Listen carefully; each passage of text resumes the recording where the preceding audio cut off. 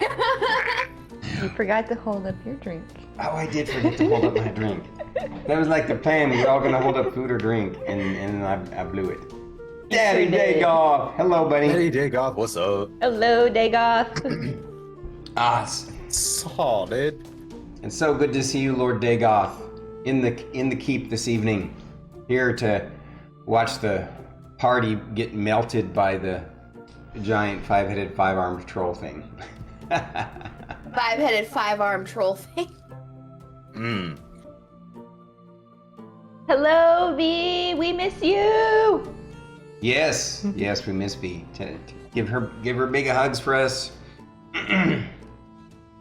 Tell her come when she can, even if it's just to drop by for a little while and do it just chatting. I like Oh, that wow. That one looks good. Really? 12 Whoa, months, baby? 1 whole year. Look at you, buddy. That's 12 Fan-freaking-tastic. D20s. Have you been doing that every time? No. Oh. The last time I did it, I hit I hit chat and then I was like, oh no, I probably should have done it with the number of months. That would have So I been, thought yeah, I'd that's do very it. clever. Pyro, Thank you. one-eyed, one-horned, One-horned, flying purple people eater. Uh-oh. Uh-oh. We lost the, Oh no. we lost the combat cam. That's weird.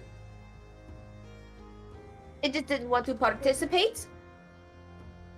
Now we have a nice little What's the power? downward spot. What? Sorry, what were you saying? Oh, I lost mine. It was like an infinite loop of D&D. Yeah. I was just gonna say that's the power of the one-eyed, one-horned, flying purple people eater. Mm-hmm. I'm happy I get to enjoy my coffee because I found a peppermint mocha non-dairy creamer. Peppermint mocha is my favorite. Nice. I do love peppermint mocha too. Yeah, I was so excited when I saw it at the grocery store. I was like, I'm getting this now. And Stormy's like, you already have a lot of creamer. I know, but I want this one. I'm like, okay. As long as it makes you happy. So, man. It's such a kind of way. Oh, Dagoth, you're getting boba or coffee? That's cool. Have fun. Or milk tea for the win. Pyro, you're stuck sitting in a Walmart parking lot waiting to drop off son with... Oh, fun times. Hopefully you're not waiting too long. Yeah. They're charged. Way. There's no such thing as too much creamer. Yeah. Yes, there is. I agree with Pyro. I think I probably put almost a quarter cup of creamer in my coffee. I'm such a snob. I'm trying not to be. Remember, not everybody drinks coffee for the same reasons. For me, coffee is my chocolate. So the only way I can make it taste like chocolate is to put vanilla creamer in it. That's true. I'll take that. And sometimes I I'll buy like that to add for a little $1. more flavor to my coffee, especially when that's peppermint okay. mocha is out. Oh, peppermint mocha. Speaking of coffee, so I have to admit to you, Druid, and please know that I always want to get your feedback, so don't make this, don't. I tried the coffee you suggested, the medium roast. What was it called again? The Casiciello? Yeah. I don't know if it was the way they made it, or what, but I couldn't even finish more than a few sips of it. It was terrible. Oh, interesting. So I had them put, I don't remember what I had them put. He had them put almond milk in it instead of soy. Yeah, almond milk, and then I also had them put Pumpkin spice. pumpkin spice. Maybe the combination that I had them put in there was awful, but there was something about the actual taste of the coffee that was like, Did they do wow. a pour over? I don't know. I didn't watch. They like, From the big tap? yeah, they pulled it from that, and then I think you just added in the almond milk. I don't know if they stirred it or not, but So something that happens, and it's really annoying, is people don't shake their non-dairy milks before they pour it. ah. And that's why a lot of things get ruined. I can see that. Yeah. I always have to harp on my new baristas, like shake it. You pull the almond milk out of the fridge and you shake it right away. Yep. And then you pour it. Like you just pour it out of the fridge and you're shaking it. That's all you gotta do. Pyro, fun fact, if I drink almond milk, I'll die. Not from allergies, but sadness.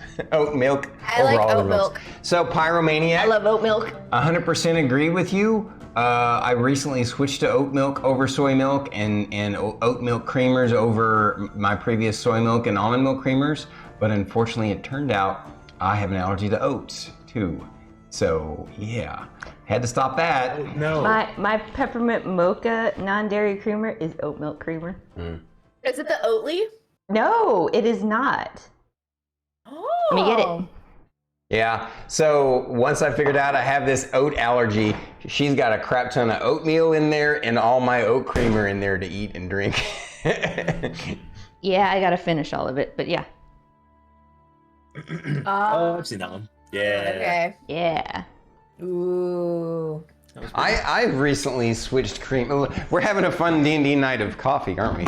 I've switched my creamer over to, now this one happens to be pumpkin spice, but I also use the other, just the vanilla one, using this Califia Farms. Oh, okay. Stuff is actually, what I like about it is it actually has less, it's 3 grams of sugar per serving instead of 4 grams.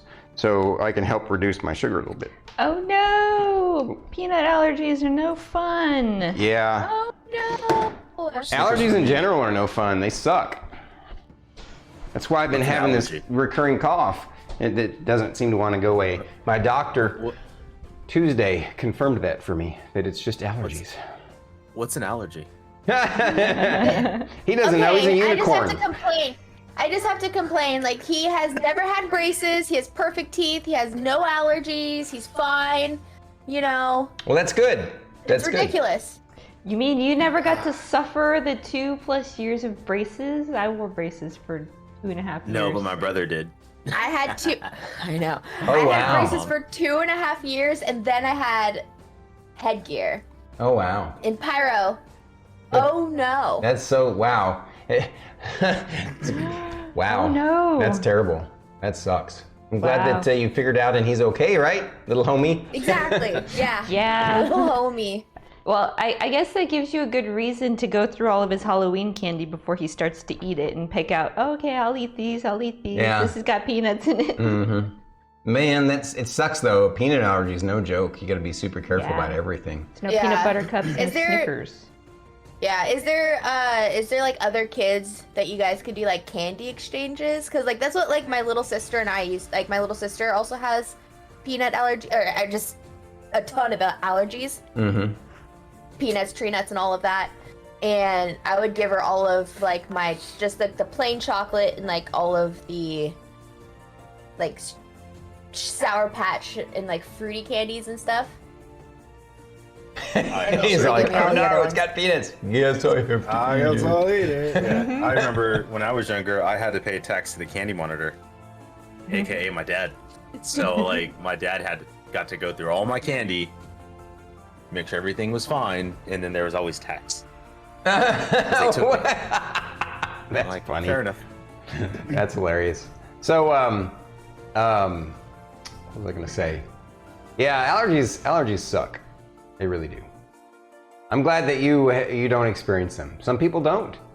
I mean, like, don't get me wrong. When there's a bunch of pollen in the air, it messes with me, just like everybody else. But not to the same severity, like the itchiness and like I'll still have a sore throat, runny nose, because that's a lot of particulate. But right, I don't have any like severe allergies. The only thing that I arguably am allergic to is that I have sensitive skin to where like I can't wear anything that's not a pure metal. So like, I can't do copper, can't do nickel, can't do zinc. It has to be like stainless steel, silver, gold, titanium. It's got to be pure metals.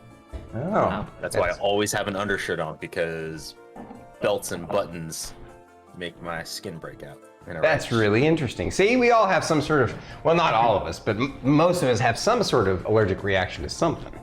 I'm sure there are some superhumans out there that never do, but Little guy's not quite old enough for exchanging candies, but because all the kids I know are all like 5 or 6. He's turning 2 in January. Wow. Congrats, Pyro.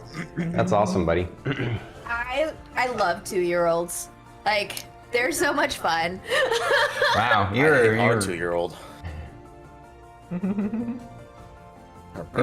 that does kind of fit. Yeah. If the shoe fits. You got it. Hey, I can say that because I'm a 5-year-old.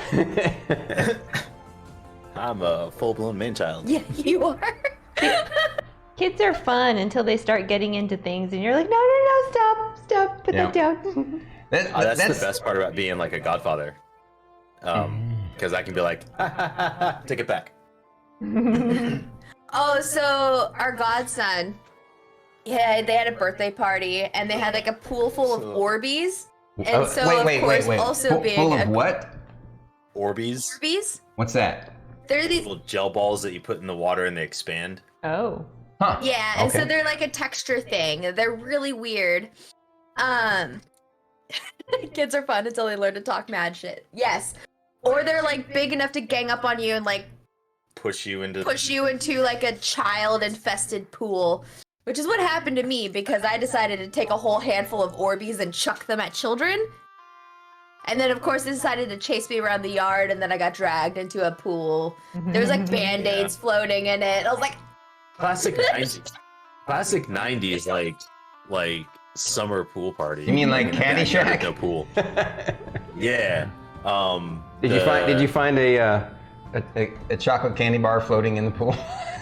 No, Band-Aids, yes, but not that. However, what we did see both terrified me and made me extremely proud because I did this when I was younger because I was dumb and I drank from a hose. We see my godson and he's got one of the squirt guns and he scoops up a bunch of the water and just goes into his own mouth, and it was like, that's gross. As an adult, I recognize how disgusting that is. But as the inner child, I go, attaboy. That's how you live forever. Well, this was from the pool, though? Oh, it's like the inflatable like water slide. Oh, okay. So it wasn't like a yeah. chlorinated pool. It wasn't a pool. No, it was just, hose water and child. I did the same thing as a child. I gotcha. I drank from a hose too. I mean, we did. Same. I drank from a hose. me too. Survived it. Can you believe the 90s were 30 years ago? Don't say that. Yeah. Yeah. Can you believe there are people out there that call the year that I was born the late 1900s? I mean, it's true. It's disrespectful. We're still alive. Are you gonna be one of those old men out on the perch? Get off my lawn! Sitting out on the porch in a chair. Yeah. I still drink from the hose. 100%. Still drink from the tap water. Tap water is better than our filtered water. So funny that you say that. I originally grew up around Oklahoma City, and believe it or not, Oklahoma City has really good tap water.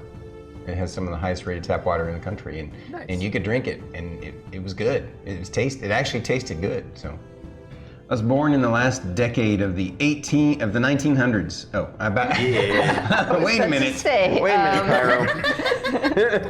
Say, man. That would in the last decade of the 1800s. That would make you like 130. I mean, that's when our bird was born.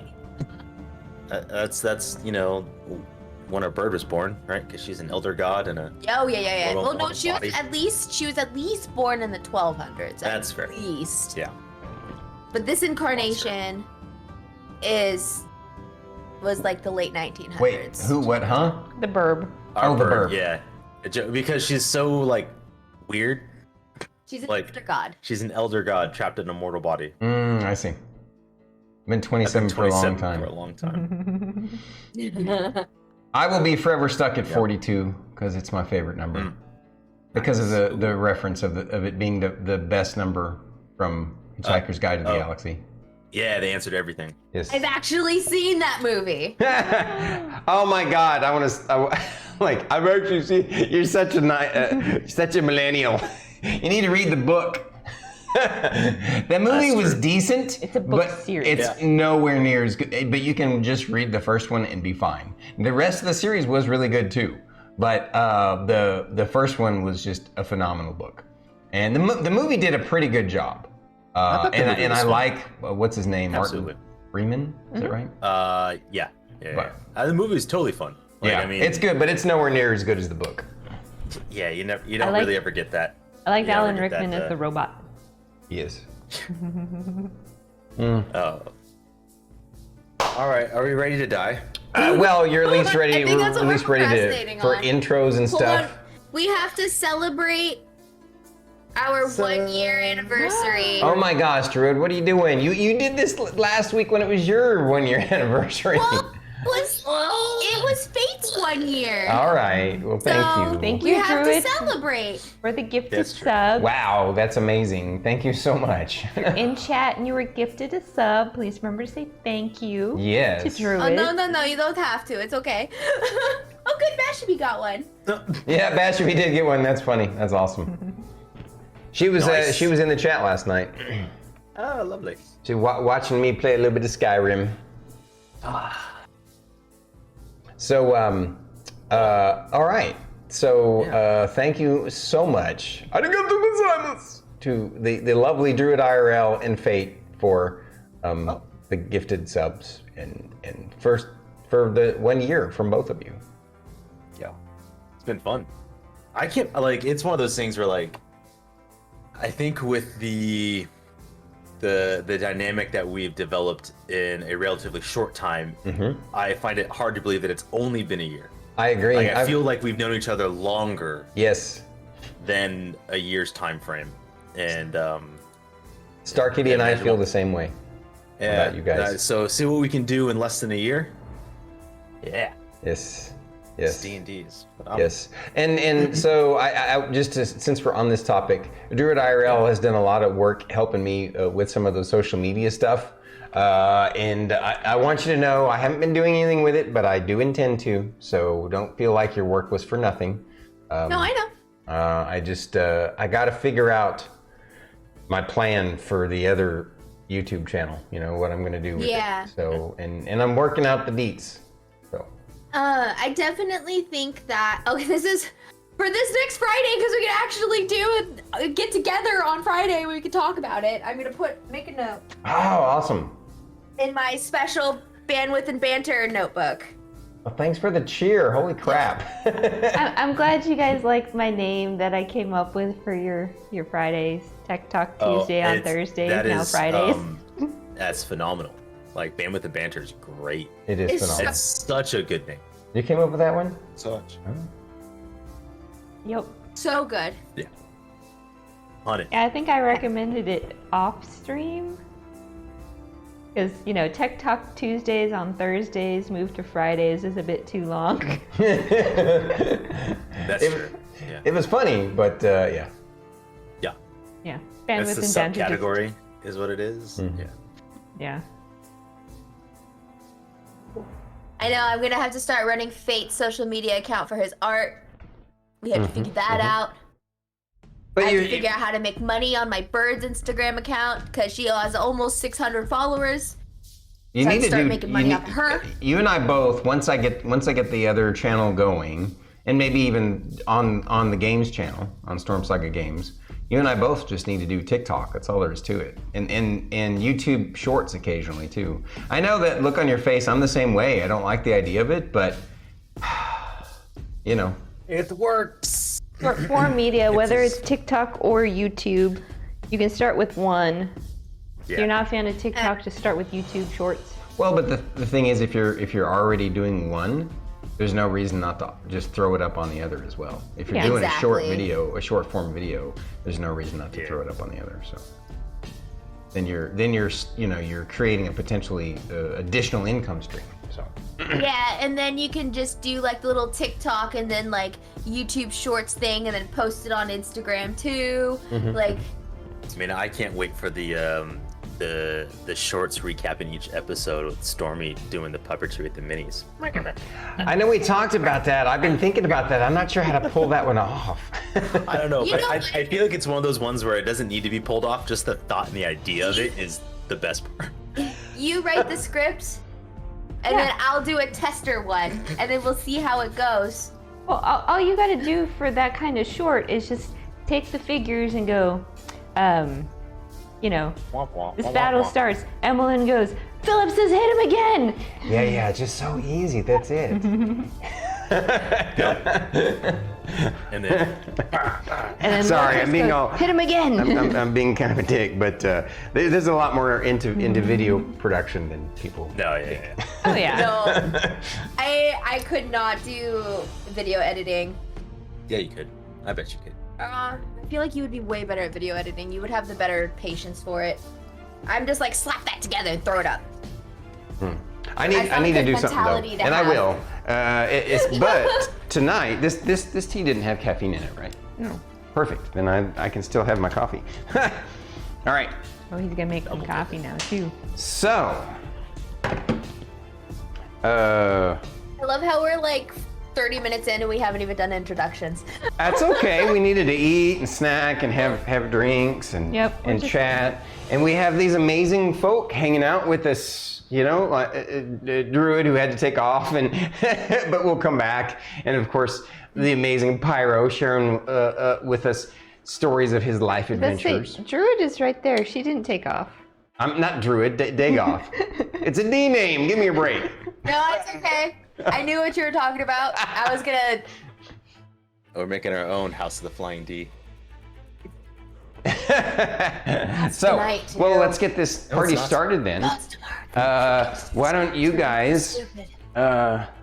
start off with introductions to yourselves. I'll let you guys pick who goes first. Hi everybody, my name is itsStarkitty. I play Emillynn Ray, and this is Philip. We love Philip. Philip is up here somewhere. Philip says hello. I am the Hi, party Philip. bard of the College of the Battle Singer. With the help of Philip, I direct everybody in battle and say, hit him again, because Philip wants them to. Yes, that is my character in a nutshell. I think Pyro's last comment embodies Fern in a nutshell. Yeah, it does. accurate. It does. By the way, when she was doing her intro, did you guys hear that annoyingly loud Keurig that we need to throw away in the background? Be honest. If you heard I it, didn't. you didn't. How about you, Pyro? didn't. Can you hear the? It's still going on. We got to throw that thing out and get a new Oh, one. I can hear it now. I'm focused on it. Oh, I can't hear it. Well, it just stopped. theme So music. Oh, Okay. Oh man, make me feel like I can't hear anything. that is so funny. I just want to make sure I that we didn't overshadow her. Oh, really? Good gosh. Always feeling this thing. Pyro says he can't hear anything. All right. Good. Nice. Pyro, I didn't think anybody noticed that. I did it for my own self-entertainment. I just didn't say anything. Right there. Yeah, well, I figured like we're engaged in this. well, you know, I got blinders on a lot. It's like I was just like, Blinder over here. All right. Well, speaking of blinders, then. So since Starkitty did her intro, Fate, you're next. Hello, I got blinders on. Dang it. Hello, everybody. I'm Fate. I am playing Lorkris the Goliath, who is also a Oathbreaker of Melora, but he is a Path of the Grave Cleric of Weejas. And he is thrilled today. So excited. Okay. All right. And then we have next to you, we have. I am Druid, IRL, and I'm playing Fern, and she's a Circle of Spores Druid. And she is a wood elf, And this is Chonkapillar. Right Chonkapillar on. says hi. All right, circling back around then. Starkitty, give us a. Wait, who are are you, good you? sir? I don't remember. Oh, Refresh yeah. my memory. Hi guys. I think you guys kind of know me now.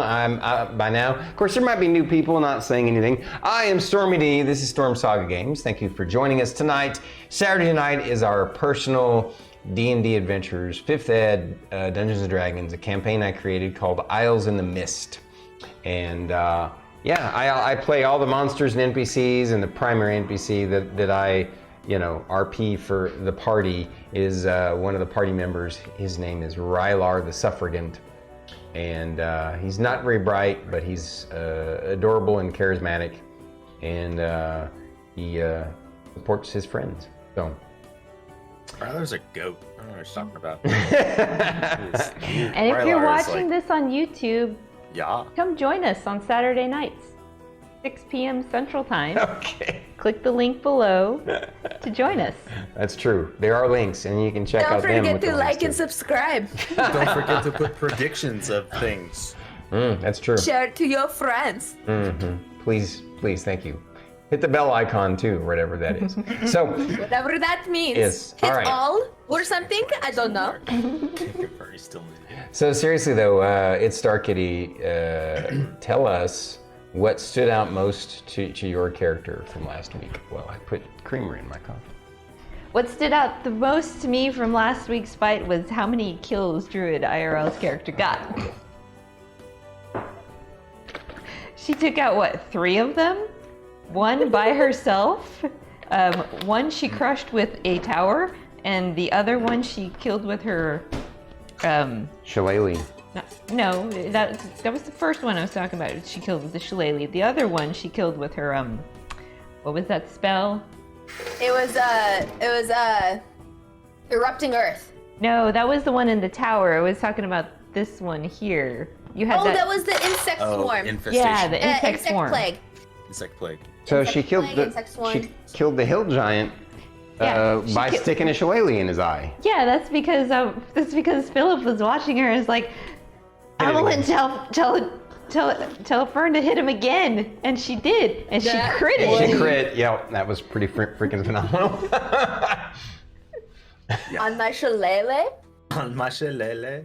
Uh-huh. Yep. Uh-huh.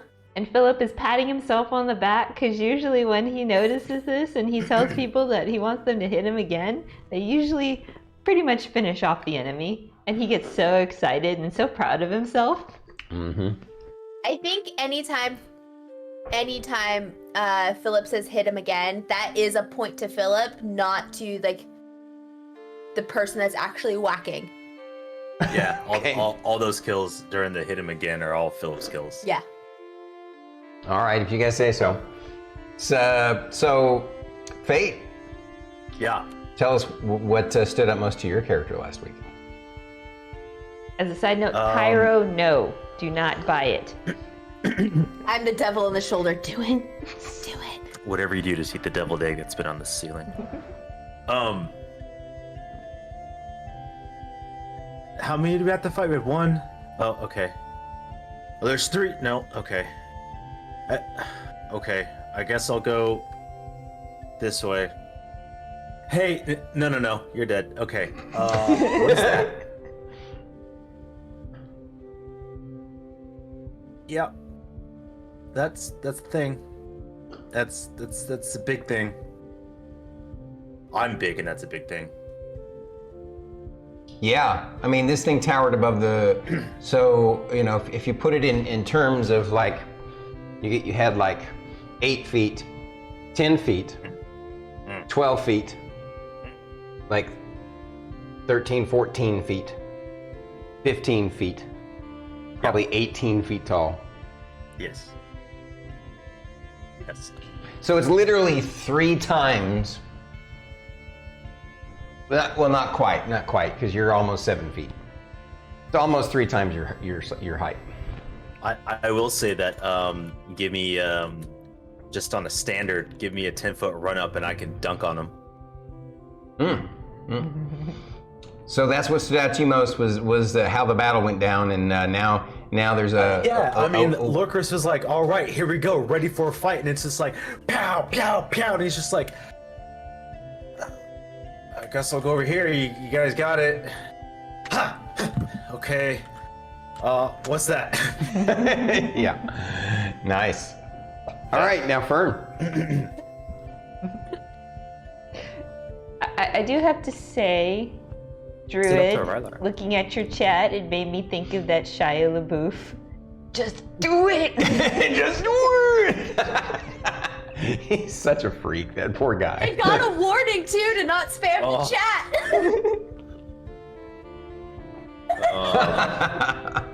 Man. No. I was stood out to Rylar though. Before we. Oh yeah, it's just basically Fern the entire time. She went rage mode Druid, huh? Okay. Yeah, she did. That's what stood out to her. Her Unstoppable. Her own berserker mode. We're unstoppable. Nothing can kill us. We are so cool. We are so powerful. I don't even care what anybody else says. So, what stood out most to Rylar last week is he's worried he's gonna have a come to goo moment real soon, because that's made him poo his pants. Like almost literally, not quite literally. But when he peered around that door that was slightly open and saw that thing, that's like nothing that you guys have ever seen before. Yeah. And he's seen some weird shite, you know? Yeah. He thought that, was he with you guys with Eden, or were you on your own with that? Mm-hmm. No, Okay, he was with us with the Eden. Yeah. He thought that was the weirdest thing he'd ever seen, but now, he's not sure what the heck is going on. But he's honestly, for the first time, he's worried for himself and for you guys. And I'm holding the back of the line just to make sure nothing comes up behind us. Yeah, and everybody can see this thing now. So that is how things went, and that's what everybody remembered. And having said all that, we're gonna jump into the action. Enjoy the show tonight. We're gonna go chat dark until intermission, and know how much we appreciate you all being here. Bye, chat. We'll see you soon. Yep. Beware the goo. That's what she said. Sorry, I couldn't help it. Capital letters, because the GOO stands for something. Well, yeah, he even says it sometimes. The great old one. All right, here we go. So,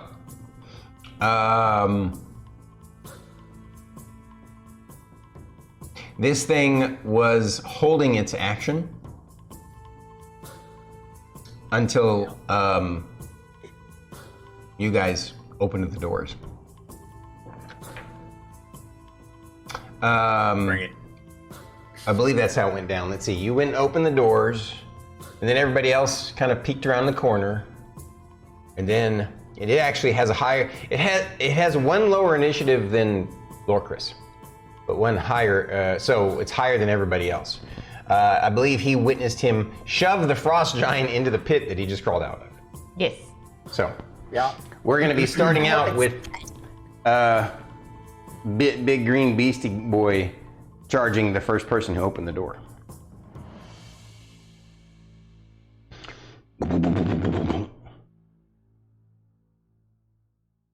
He comes. Into your reach. It comes into my reach. Yes, he comes into your reach. But the thing is, you guys are also in his reach. And, yeah, I know. Yeah, so he comes at you guys, rushing like a berserker rage, and he's like doing this whirling, spinning move with all of his limbs, and it's crazy. And so he basically waylays you guys with a whirlwind of claws. All of it? Yeah, he has this particular ability. So this creature has a 15-foot reach, but this whirlwind ability has a 10-foot reach. So all 3 of you are in this ability, and I need you all to make dexterity saving throws for me. So, does Rylar get cover from behind the second door? It doesn't matter. This isn't a. He'd get cover if this were to hit. It's not. It's a saving throw. But, I mean, the door is not partially open because Rylar's standing behind it. Would he still hit Rylar? Well, that's kind of the way I drew it, but my drawing isn't quite accurate. Technically, he's in this 5-foot square, and the door, if you look at it, would actually open to where Rylar is just barely peeking around it. But Yeah. he's actually partially, like he's, half of his body is on this side of it. So he is within range. And the door does, I understand what you're saying. You're asking if the door would shield Rylar. It does not. Darn, I was hoping. You were trying. Trying. You're trying. I do have a quick question. Yeah. I do not remember. Emillynn, you have pushed out Bardic Inspirations. Yes. And all 3 of us should have one? Only 2 of you. Us 2? Yes. Right? Okay. I could not remember if I still had one or not, and I wanted to make sure that we were already like. So she has pushed Yeah. 2 sets out. We needed Yes. to remember if you have done it twice or not. If you've either used it or if she made you use it. I know she made her use one, Yeah. but was I don't that think I before used she mine. redid it? Is the question. So the first time I made Fern use hers was when she critted the hill giant, and she stabbed Yep. it through the eye with her shillelagh. Right, Because right. she critted. The question is, did you re-up them after that? All right, then she Yes. still has one then. Now, he also I used should one once before. You had him use it against, I believe, the stone giant. Yeah. So that means I think currently he still has another one. Yes. So you Yeah. both still have a Bardic Inspiration die, which is a D8. I usually Okay. wait until at least I can give it to 2 people. The 2 And people. what can you do with it again? They get an extra D8 to either use towards an attack or ability, or I can. if But they it's still not have- saving throws. They can use it for a saving throw too. Are you sure? Double check it, please.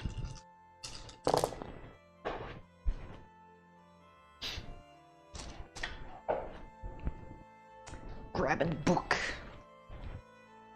Oh wow, that's a crazy roll. Both. Okay, so I need all 3 of us to make reflex saving throws, please. Or dexterity saving throws. Ability check, attack roll, or saving throw. So you can use the D8 towards the saving throw as well. Okay, good to know. Ooh. 19 total. What was that? 19 total. 19 total? And you, sir? 20 total. Okay.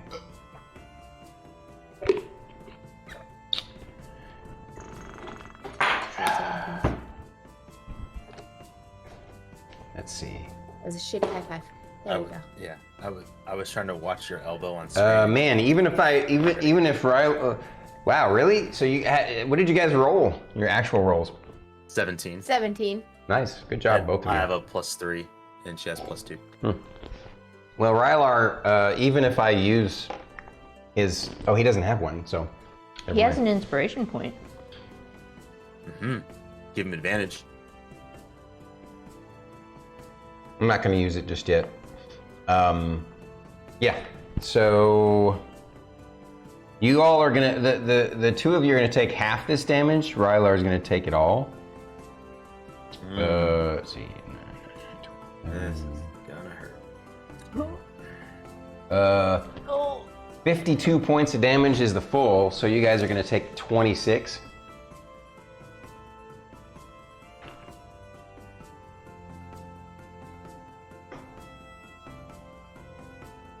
I no longer have my halo spores up. So Or symbiotic. I would like to use my reaction as he comes into my range to hit him with my glaive. Yep. Cool. I wanted to make sure we got all that out first before we. That way we're keeping things tight. Yeah. Cool. Natural 19 plus 13. Yeah, that'll hit. Okay, cool. No.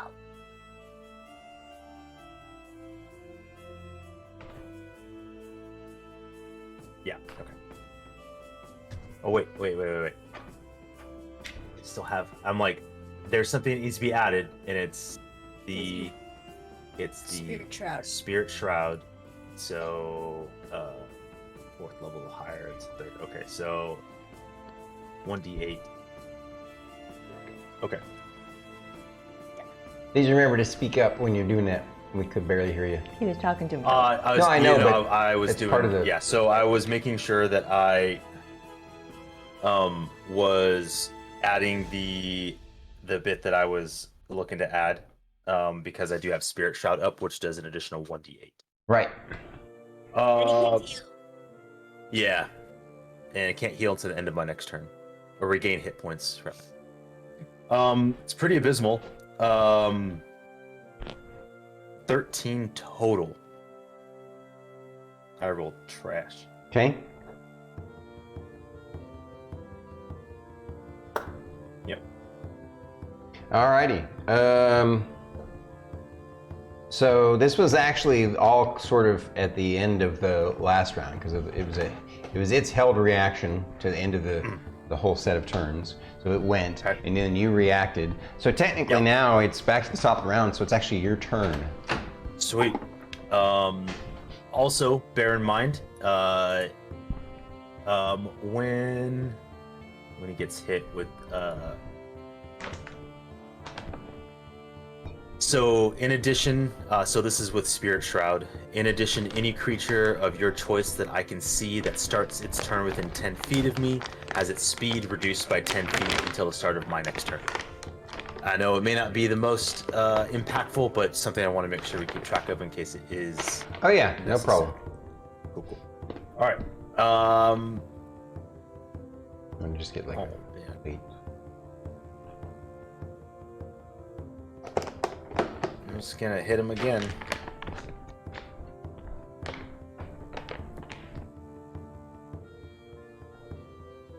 Natural 20! Okay. Roll your other attacks. Yep. Cool. On the first one, second one, natural 15 plus 13. Okay, that'll hit 2. Okay. Let's see. We do this for the. Yeah.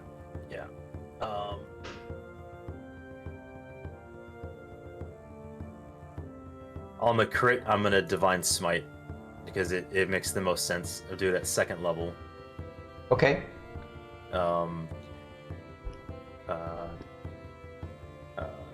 GD8. Okay. You're just doing What? what? I'm just doing 2nd level Divine Smite on top of what I'm doing.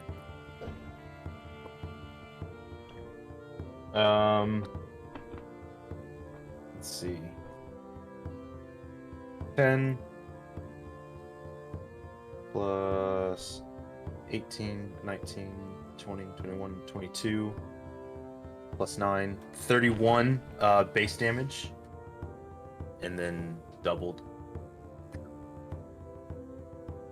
31 base damage. 62.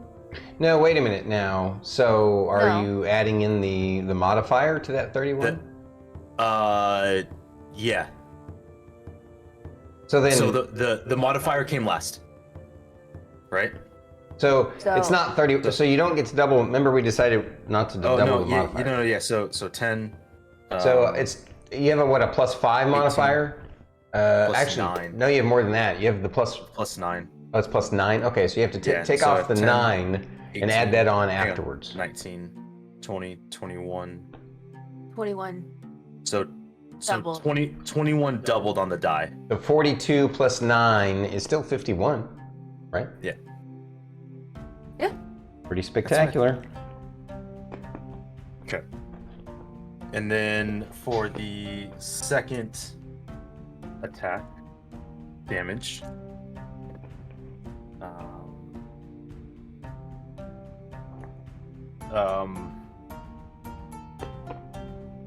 26. I rolled a 10 and a 7 on my damage die. Say again, what?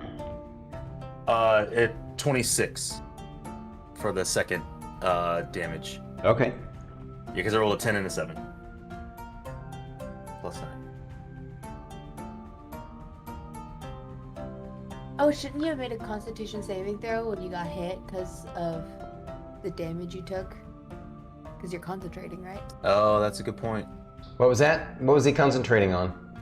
Spirit Shroud. It's a concentration spell. Brings up a good point. Oh yeah. Yeah, I guess roll me the con save.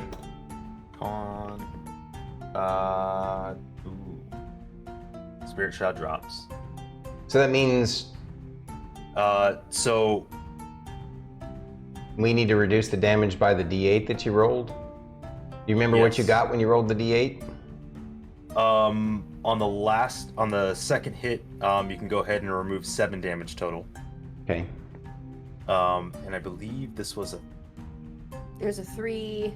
I remember there was a 6. There was a.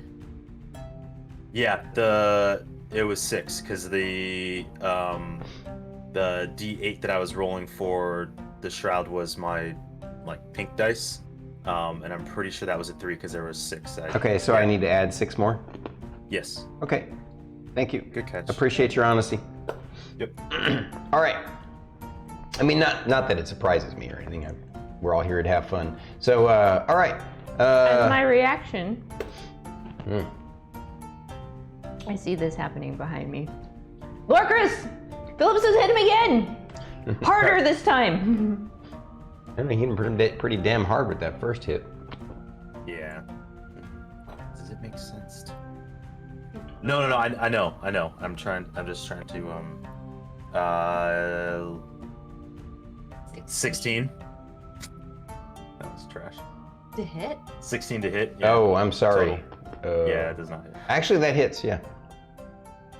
Oh, it does? Yeah. Oh. Okay. Mm. What's the ability that you used again So, wait, is it the spirit thing that stops the regeneration? Yeah. Okay, so that, Yeah. since that didn't actually happen, then, okay, gotcha. Yeah. It's good to know. Yeah. Yep. And then he does not have reduced speed. Why? Oh, because of the... Because Oh, even that's though also he's part of the spirit yeah. thing? Okay. Yeah. Gotcha. Thank you, sir. Yep. A whopping 5. 5 plus damage? 9, so 5 plus 9 is 14. 14. Whopping. Even with All your right. Bardic Inspiration die? Yeah. I rolled a 1 and a You had to use an inspiration die? No. No, that was I rolled the. Her bardic inspiration die. Yeah. All right. Yeah. Anything else, sir? Oh my goodness. I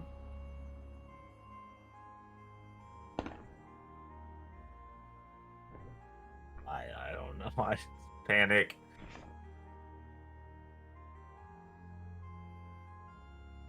I kind of didn't do it. No, I'm fine. Okay. So, Roscoe's turn. Roscoe goes, some of the heads go like, oh, that one hit hard. Yeah, let's eat him first. Okay, that sounds good. He looks tasty. All right.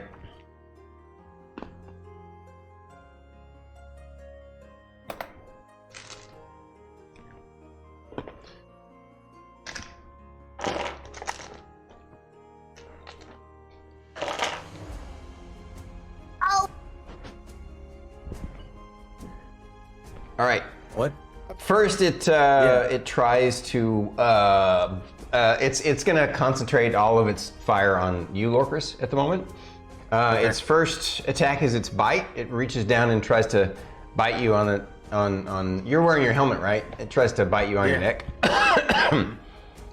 let's see, gets a, does a 28 get there? Yeah. Alrighty. So, let's do the damage on that first. Ooh, I rolled low. That's good. So it's only 7 points of bite damage. Then I need, you need to roll me a, oh, that's right, with 5th Ed, poison is different. There's no saving throw. Unless you, do you have any kind of resistance or immunity to poison damage? No. I have immunity to disease, but Right. that's not You take another 5 points of poison damage from his bite. another 5. Yeah. And then the first of 4 claw attacks. Let's see, that's a miss. Whoops. Let's see, that's a hit. Let's see, 1, 2, here. Let's do it like this. 1 hit, 1 miss, 1 hit.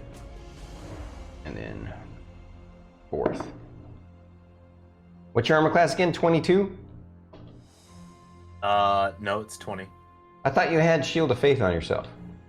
I thought you did too.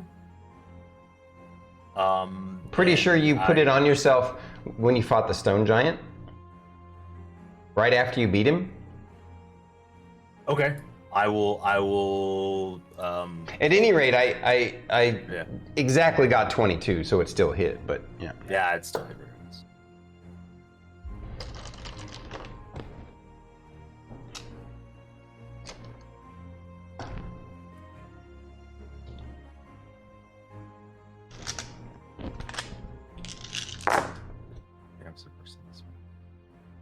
Let's see here.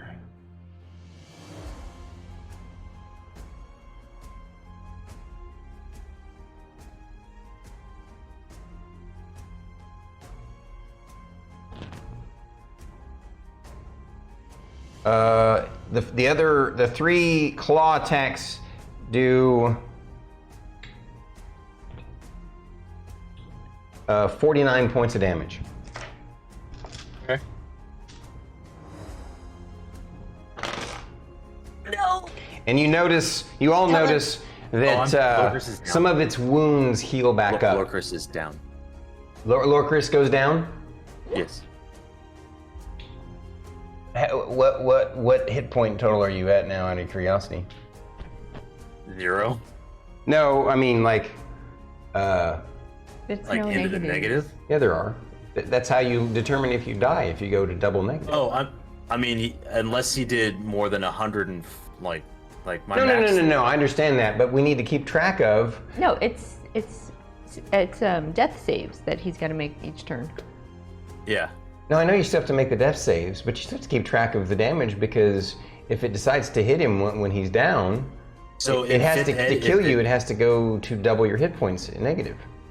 No. Right? So it's in Fifth Ed if any damage dealt to you brings you negative equal to your maximum life total. That's instant death, no death saves. When you go down, if you were to hit me when I go down, it's an It's death saves. and succeed. It's an automatic 2 failed death saves. Oh, okay. So if he were to hit him again and he's unconscious, that's two failed death saving throws. I see. I appreciate you clarifying that for me, because that's way different. In 3.5, it was quite simple. If you went to negative 10 hit points, you die. So you have that. I would have 10 point. That would have been dead then. Oh wow. I was at 21 HP. Oh wow. I didn't realize you were that low already. Okay. All right. So Lorkris is down. And Ares is not here for the come to Weejas moment. So Lorkris doesn't notice this, but the rest of you notice some of the wounds on the creature heal up.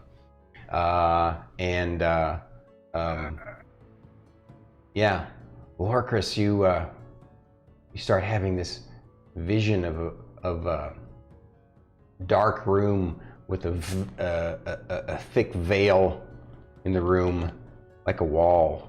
That's all you see is somehow lit from behind a veil. All right, and next on the chopping block. Well, no, that's not right. The next one who can go? Where's my initiative order? There it is. Is Ray, Emillynn Ray. You're next.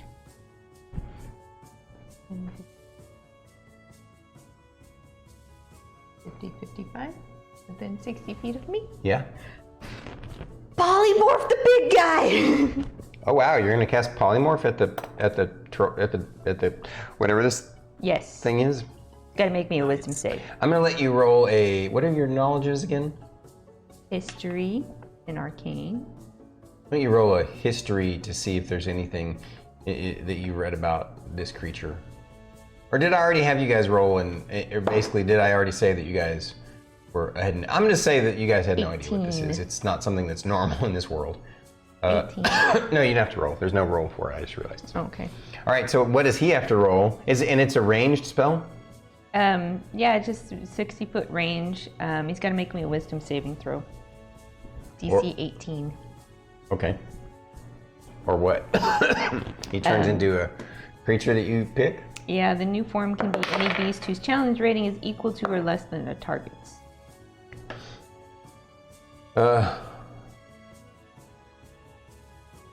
Wait, say that all over again?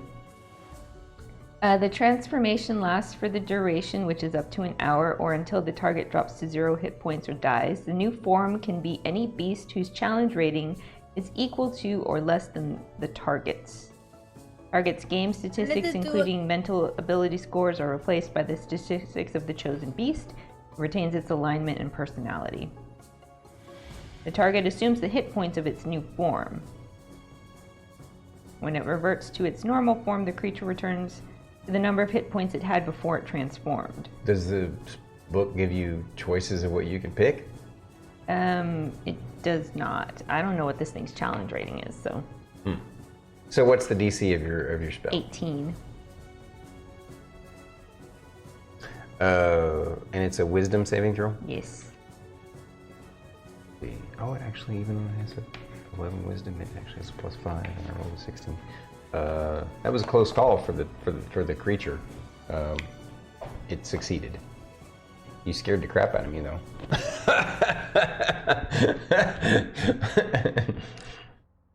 I honestly thought I'd failed because I'm looking, and he has no bonus from his wisdom because he's got an 11 wisdom, but wisdom and charisma are its two saving throws for whatever reason. I never have figured out why. And if they decide what they decide as being the. What? Don't ask me. I'm with you. Charisma? Okay. What? Okay. Yeah. Like, It has a sure. +5 on its wisdom saving throws and a +2 on its charisma saving throws. That's it. At any rate, nice call. Nice try. That was really good. You about turned the BBEG into a BBE bunny. I was gonna turn it into a fluffy bunny. That way we could regroup. I mean, it lasts for an hour. You can just go have over and murder it at that point. It's like. Well, if the polymorphed creature's HP, because it takes the same HP as the polymorphed creature, if it goes to 0 and doesn't kill that creature, it reverts back to its original form. Oh. Yeah, But all of those extra hit points would have gone into the hit point total of. Which is why doing polymorph into like a bunny and then using power word kill is so OP, because it just kills the target. There is no alternate. Right. So we'd have to like. Lorkris has no idea what's going on. Never mind. yeah. That's true. Yeah. So, I mean, it lasts for an hour. I was gonna like turn it into a bunny, regroup, heal everybody, and go, all right, team, let's do this. But no, it had to make its saving throw. Hey, I rolled a 16. I'm sorry. All right. Anything else, Miss Emillynn Rain?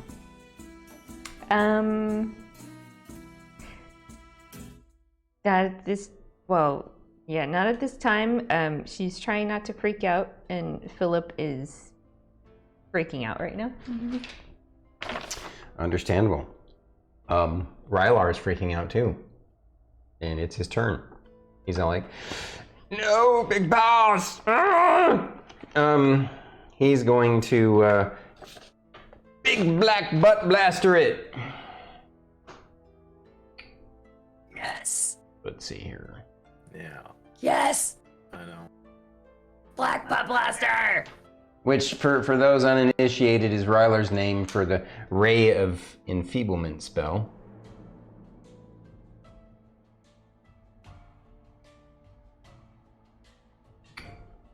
Con save. Ooh. It doesn't have a boost on its con save, but it has a crazy high con, so let's see what happens.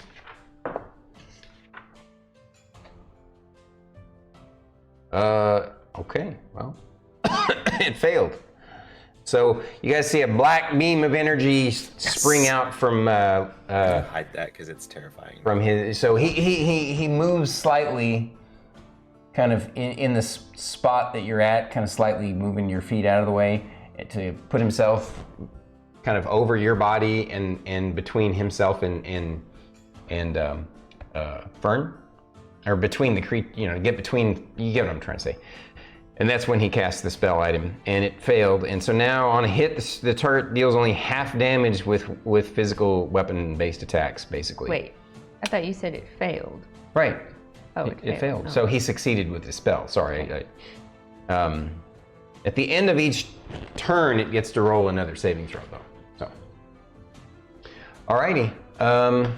So that's what Rylar does on his turn, and he holds his ground. And next is going to be Fern.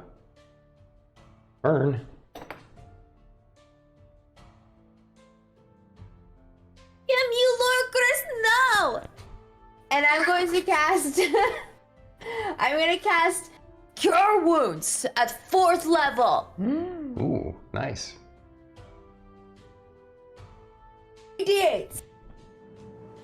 So you roll what, 4d8? Do you get to add any bonuses to that?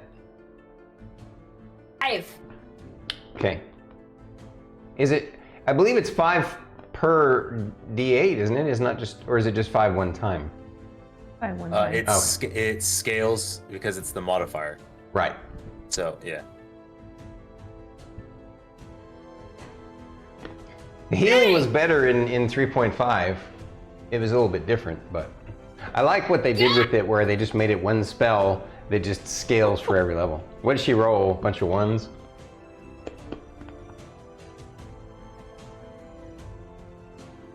What did you roll? I can't hear you.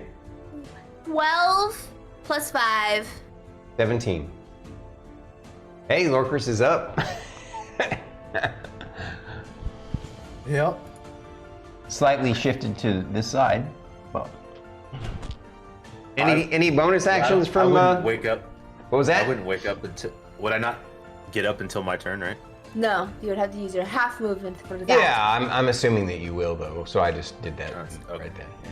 It's for I'm going simplicity's to sake. bonus action. Mm-hmm.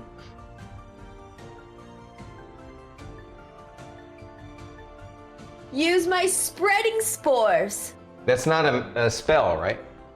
No, Okay. it's What does that do? a Feature. feature. Okay. As a bonus action, well, oh, never mind, I can't do it. Just kidding. Okay. Why can't you do it? Because I don't have my symbiotic entity activated right now. Oh, because he took it away from you from too much damage. Yeah, he dipped into my actual hit points. So Gotcha. never mind. Okay. That's it. Top of the round, Lorkris. I'm assuming you take half of your movement to stand up. Yeah. Then what? The whistle.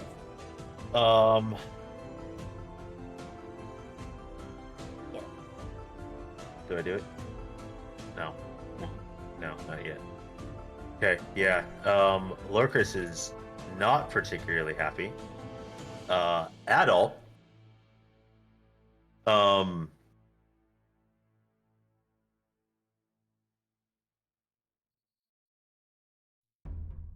Yeah. I don't really want to do it, but I'm going to do it.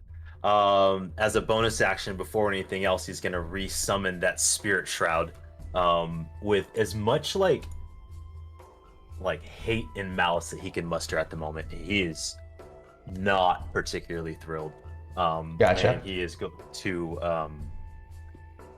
I know. As a paladin, you don't have like reckless attack, but just imagine that's the mentality. He is going to. So I'm gonna. Before you do that, though, I want to describe something to you. Remember where I told you when you went unconscious, you saw that veil in darkness. Mm-hmm. You found yourself moving towards it, reaching out your hand. Just as you're about to look behind it, you suddenly woke up from the heal spell.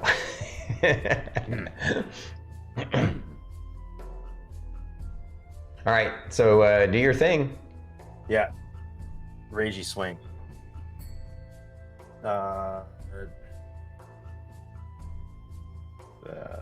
Natural 17. Okay. And then second one. 25 to hit. Alrighty. So the first one was natural 17 plus 13, so 30, and then 25 to hit. Yeah, we already just. Yeah, you already told I me didn't hear twice. it. Oh. So I didn't Is hear my mic not working? Well, sometimes it's at the angle that you sit, like we don't hear your. Yeah, sometimes there's a slight cutout. Okay, my apologies then. No, you're fine. You're fine. Yeah, so yeah, both of those hit. Obviously, they hit before, so. And Okay. remember how I told you the 16 hit? Oh, 6. Yeah. So as long as. That as makes. long- It's A very 3 rare or that over. it's very, very ultra rare that I ever have a monster whose armor class changes. Unless, of course, like you have a spellcaster who casts mage armor on himself or something. That's true. That's true. Okay. So both of these, since my spirit shroud is up, we do have the extra D8 for the. I'm going to choose necrotic damage. Yeah. And then, since one of them hit, he cannot regain. Can you choose whatever damage you want? So I can choose between necrotic, radiant, or cold at the time of Okay, casting. fair enough. And what's it called again? Spirit Shroud? Spirit Shroud. Yes. It is a 3rd level spell, I believe. Yeah. Yeah. Yes.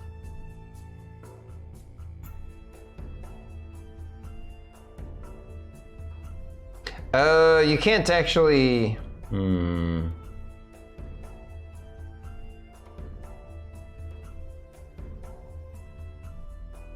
That's fine. I can't do what? Well, if you go strictly by the wording of the spell, of course, this part I can always change, and I do, because you know me, I'm not a big. There's a part of the spell that says this damage is radiant if the spirits are good, and necrotic if they are evil. Maybe that was changed, and now you get to choose. I don't know, but when I'm reading here, you that's what it is. But you're saying that there are 3 different options, so it must say. Let me read it in a different spot. Maybe there's an errata on it or something. Yeah, because. I mean, I'm okay with it being radiant. That's fine. No, I'm not trying to. I just now other- noticed that in the spell, though. At least where I found it online. Let me. So I do know that using D&D Beyond on the the app, it shorthands the spells and cuts out any fluff. So it's just the bare. Well, this isn't bones fluff. content. This is part of in the description of the spell. So let me. I just want to confirm. But the way this. Yeah, so here it is. This damage is radiant, necrotic, or cold. Your choice when you cast the spell. So yeah, that's apparently that other website didn't I wasn't looking at D&D Beyond because I can find it there. So it's cool. You're good. Okay. I like that it gives you that choice, and that they got rid of that kind of binary, good or evil, because Yeah. And I felt that it makes the most sense for your it to character. be- Yeah. Yeah, because it's the cleric spell versus the paladin. Yeah, like spell. your character, he's a cleric of Weejoss, the goddess of death, but that doesn't necessarily mean he's evil. In fact, Weejoss isn't technically evil either. So. Yeah. But. And that's I think you guys know, we've chatted about this many times before. Philosophically, I'm not a big fan of alignments. I get why they exist, and we kind of loosely use them in our games. But I think that philosophically, there should be more freedom of choice than that. So, at any rate, go on.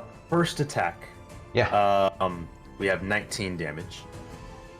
Okay. Total. Second attack.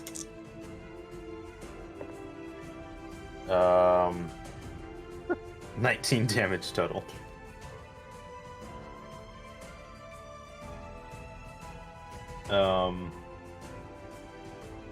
Yep. And it cannot regain hit points. Until the end of my next turn. Hey, look at that again. That was actually why I looked up the spell and then I didn't actually look at that part. What was it called again? Spirit Shroud. Thank you. Or until the start of my next turn, excuse me.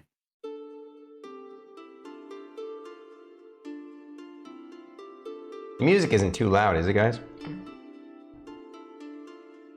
We don't hear it.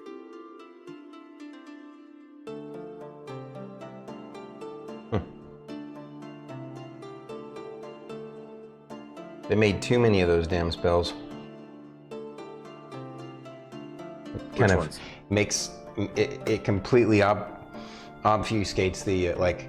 They got chill touch. They got that spirit shroud thing. I'm like, okay, so I find it annoying because basically one of the reasons why the challenge rating of a troll or this type of troll exists the way it does is because you have to hit it with certain kinds of damage.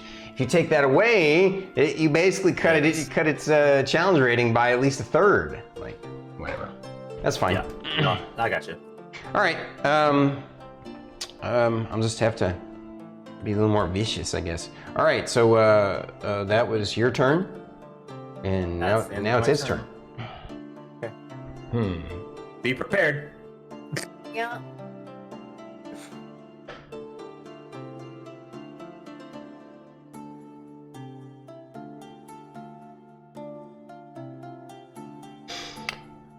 Oh, look, that one's a healer. Let's eat her first. Healers are tasty, yeah.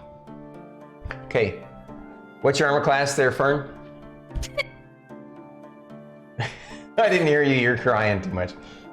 16. 16? Okay. Bite.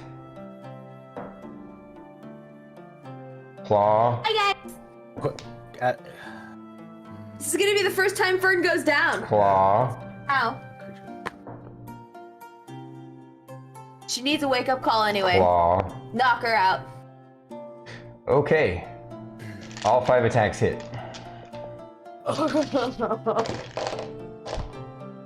So let's start off with Is, out of curiosity, I don't think he is, but this troll thing is not within 5 feet of me, is it? Yeah, it's within 5 feet of you. Yeah. It's in 5 feet of me? Yeah. Cool. Okay. Your Forget the other half. Your I sentinel would say goes off? there's another half to sentinel. When a creature within 5 feet of me makes an attack against a target other than me, I can use a reaction to make a melee weapon attack against the attacking creature. That's true. You can. Yes. So Yes. do that first. Take care of this one. All right. And then So keep in mind, this damage that we're going to add up, it's going to be half because of Rylar's Rave Enfeeblement. yes. That is true. Yes. That is true. So you have Okay. have a shot. Still though, before we do this rolling, did you want to use your daily inspiration to make me re-roll one of these rolls? I'm just throwing it out there. I'm not saying you have to. I'm just saying that's an option. I thought inspiration only gives yourself advantage. You No. can gift No, it, no, no, no. or you can just be like, no, try again. See if it loses. Yeah, you can. Inspiration is pretty potent. You can either use it to benefit you on your attack, or you can make your enemy miss if it hit. Okay. Okay. No, Fern needs a wake-up call. Let's go. All right. What? Okay. Let's see. First off, a bite.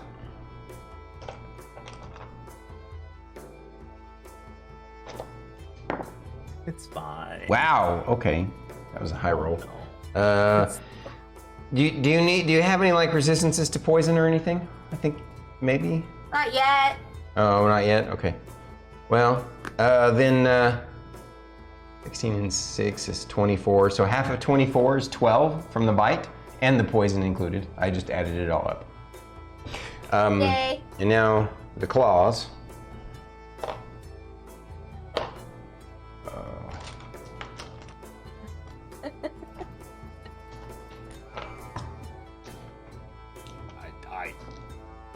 Sorry, I gotta grab lots of D6. You're fine. That's just rude.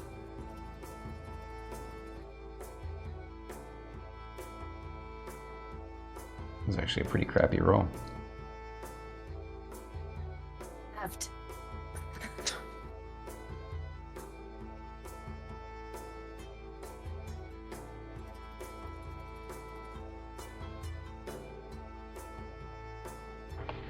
40 plus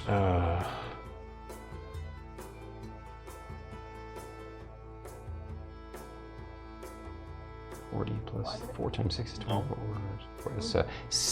It would be 64 points of damage, so it's going to be half that at 32.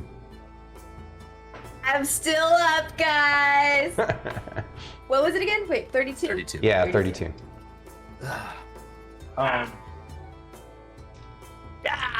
Lorkris will use his reaction. Yep. Let's Sentinel attack this guy.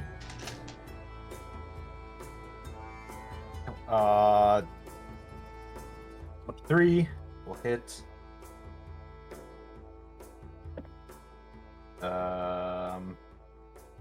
Did you say a 3 will hit? I said a 23 will hit. Oh, okay. Yeah, a 10 on the die, and then 26 damage. Okay. Go to sleep. Fun fact. Go to sleep. Mm-hmm. Fun fact, I would have still had 2 hit points left If that wasn't happening. if it wasn't halved. Oh, wow. Okay.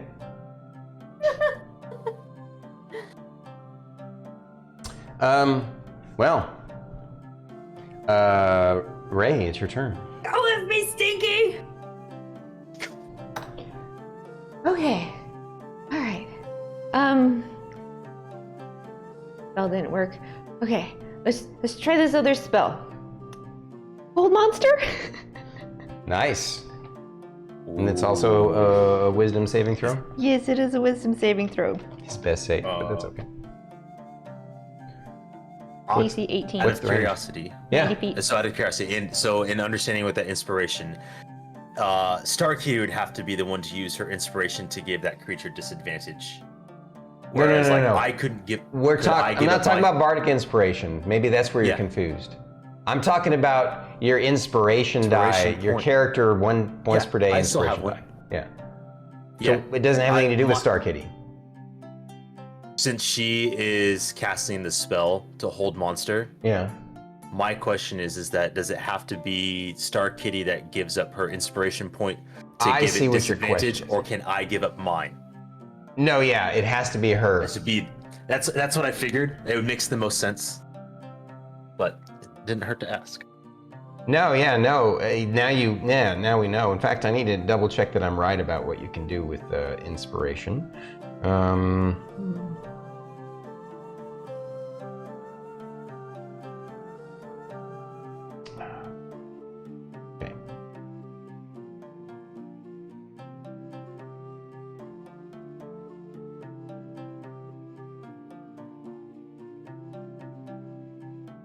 Actually, it looks like I was wrong. I was wrong. Maybe I was getting confused with luck. I don't know. Inspiration, it just says that. Yeah. Only gives you advantage. Yeah, it gives you. Well, you get to use it, and it gives you advantage on. If you have inspiration, you can spend it when you make an attack roll, saving throw, or ability check. You can't. It must be the luck feat that lets you. I don't know. I could be wrong about that too. I suppose. No, I think luck lets you do that.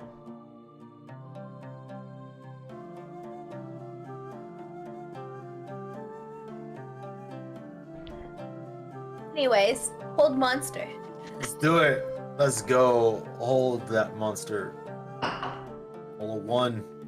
I am trying to give you guys a breather. So it looks like you can't impose either inspiration or luck against saving throws of the enemy. You can use the luck point or inspiration to give yourself advantage. You can actually, though, spend 1 luck point When an attack roll is made against you, roll a d20 and then choose whether the attack uses the attacker's roll or yours. That's interesting. So, sorry, that's new stuff for me. That's good. It's not something that exists in 3.5. So, all right. good- What were we doing? Oh, he's making a Wisdom saving save, throw. yes. 18, right? Mm-hmm. And hold monster, right? Yep. He's not going to get it this time. What, he failed? He failed. He failed. Oh! The creature is held in place. I'm standing back there going, oh! And Philip's like, whew. Yeah. That was good timing because it was probably going to drop all three of you guys with another whirlwind. Let me see if it recharged it. Yep, it did. So, can you read off hold monster and the parameters so we know what we should or shouldn't do? So it's a concentration up to a minute. Choose a creature you can see within range. The target must succeed on a wisdom saving throw or be paralyzed for the duration. The spell has no effect on undead. At the end of each of its turns, the target can make another wisdom saving throw. On a success, the spell ends on the target. So it is paralyzed until... It succeeds? It's paralyzed until the end of its turn, and then it can roll again. It gets to roll each turn. Does it get to roll if it takes damage? Does No, not it doesn't have anything to do with it. Okay. You 'Cause can I know damage it as some much effects as you are like want, that. and it won't Yeah. get an extra roll because of it. Because it's not considered a charmed effect? Right, exactly. It's not a Because charm if there's a effect. charmed effect, then it would end on damage or anything hostile. Correct. But this is not. This is a control effect. Yes. Not it even is, a control effect. It's a. It is paralyzed. It's a paralysis Paralyzed. effect. Okay. Yeah. Just making sure. No. This is a good learning experience for all of us, right? As my bonus action, I am going to yell out, Lorkris, Rylar, Philip says share the love. I gave you guys back your Oh, D8. Rylar and okay, wow. yeah. Yeah. Rylar didn't okay. have one. Right, and he does now. Yep. Yeah, like so. Is everybody at roughly 20 to 30 hit points right now? Well, he's at less than 20. You're at what, like 17, and she's at what, 25? 34. 34. Rylar's at 22. Yeah, I'm pretty sure it would have dropped you guys with another whirlwind attack. So her whole monster was perfectly timed. Well, I am like Starkitty. sweating. High five. All right. high five. So that was it was Ray's turn, Rylar's turn. He's all like, ugh. He's gonna hit it with some trying to hit it with some purple beamer. Purple beamer. Hits it once. Yes, even with it being like frozen in place, you still have to penetrate its natural armor, and I rolled a 3, so yeah. It's okay. And he did 1 whopping point of damage. Woo! Good job, Rylar. That was pretty limp. All right, Fern.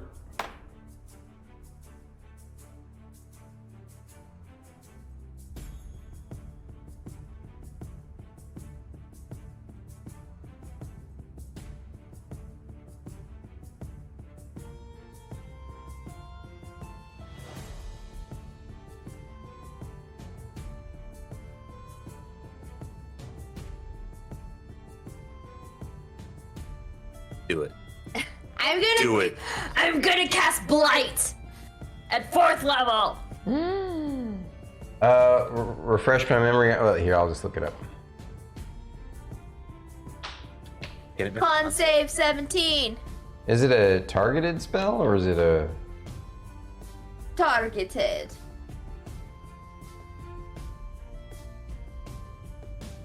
Range area 30 feet.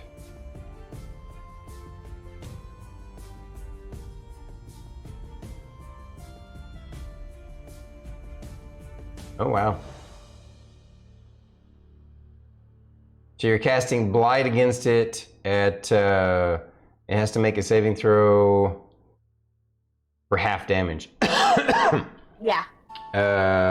All right. And it's con save, DC is what? 17. 17. It succeeded with a 19. 2. So it'll take half damage. You get to roll 8d8 though, right? Yes.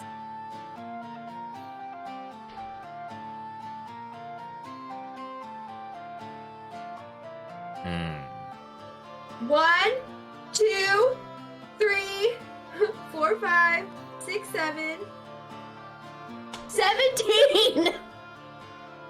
Halved. Okay, so 9. Gotcha.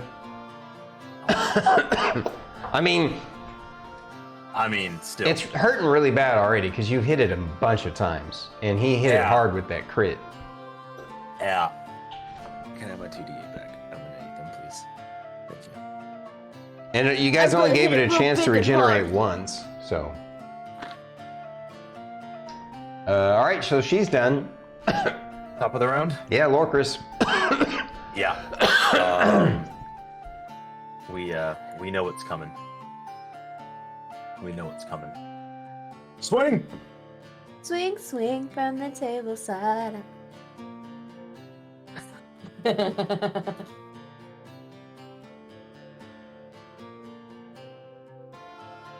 I rolled a 1. You want to use your inspiration? I don't know, this will make the battle more interesting. Actually, okay, question. You bring up a good point. Do I have to identify that I want to use that inspiration die to give myself advantage prior to my roll? I feel like that makes the most sense. So, are we talking about her inspiration die, or talking about No. your inspiration? My inspiration point. Yeah, so I think that lets you just re-roll. It doesn't let you. It's effectively like you're rolling an advantage. So, Yeah. but if you fail, I you didn't can just state- re-roll. yeah. So I didn't state that I wanted to use it, and I want to make sure. Well, you no. know, So with inspiration, the whole point of inspiration would be useless if you have to state beforehand. So Okay. the whole point is you get to pick. Oh wow, I bungled that roll. This is going to be bad, and you don't have to use it. It's up to you. You can use it. It's yours. If you have yeah. inspiration, you can expend it when you make an attack roll saving throw ability check. Spending your inspiration gives you advantage on that roll.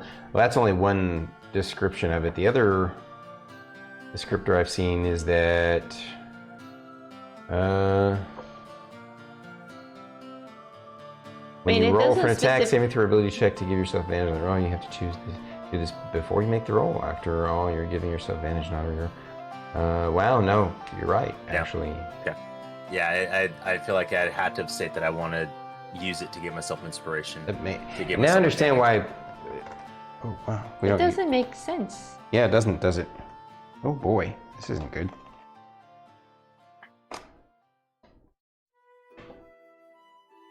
Holy shit. So if I don't use that inspiration point, I will use the bardic inspiration die to add to it, so it's not a fumble. No, if you roll It doesn't one, work it's that still way. a fumble. If you roll still a a fumble? one, it's still a fumble. You can't add to a fumble and make it not a fumble, unfortunately. So Okay. let's just play it out, and I'll do some digging and research and stuff and figure You know out. what I just realized? Huh? We're not in combat cam. Oh wow, yeah, good point. All this time. Thank you. Appreciate you. Did anyone tell us? Eric's here. Hello. Sorry, just had to pop in and say hello. All right, so. Sorry, I was distracted. My playmat here is starting to fall apart and stick to the table.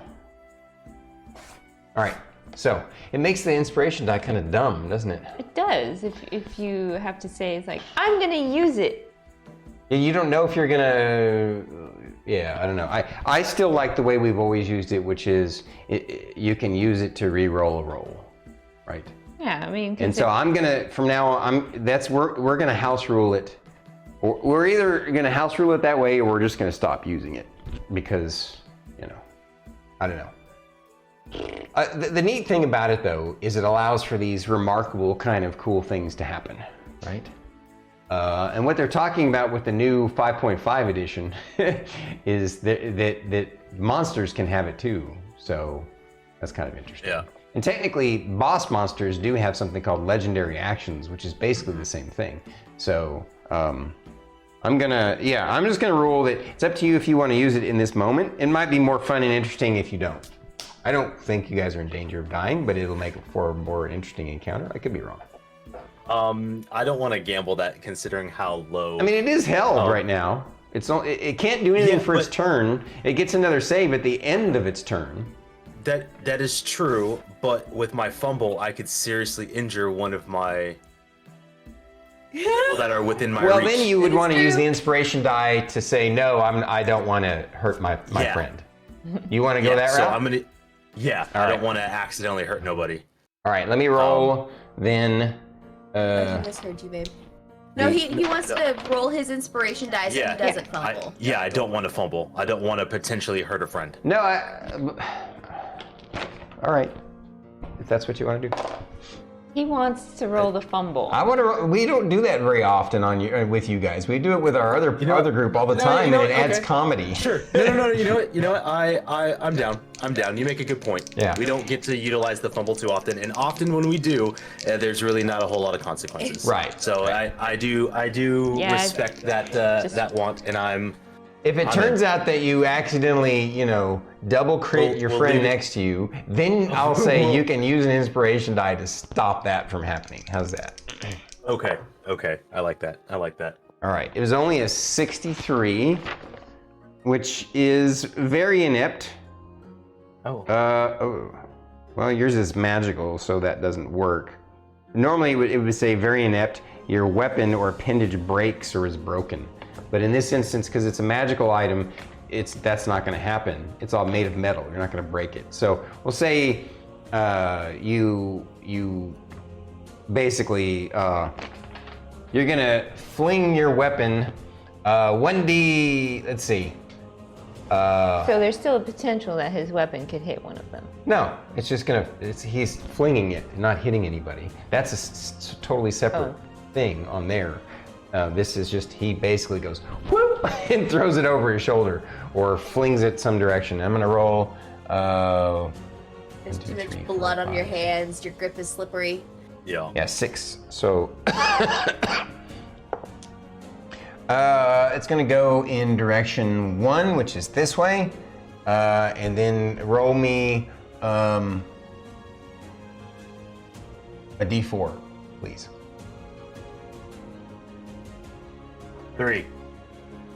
So you threw it 15 feet away. Now you gotta go retrieve it and then come back to fight. Now, I want to make sure I also understand this. Since that was on the first swing of my attack, You don't get any more attacks. I don't get any more attacks. That was your that was your first. Yeah, that's always been a thing in D&D. Just making Even sure. if I'm wrong about 5th ed with it, that's something that I, as a DM, always, the perspective of it is that when you fumble on the first attack, you don't get any more attacks because you flubbed up your attack action, basically. Okay. Yeah, Well, 'cause since it was- it's paralyzed. Yeah, I mean, Nope. Yeah, go ahead. since it is your first attack and you did fling your weapon, you're still gonna have to go retrieve it. Oh, I see what he's yeah. asking. He's asking, since it's only 15 feet away, can he use his... So I will let you, since you still have movement left, go over and pick it up.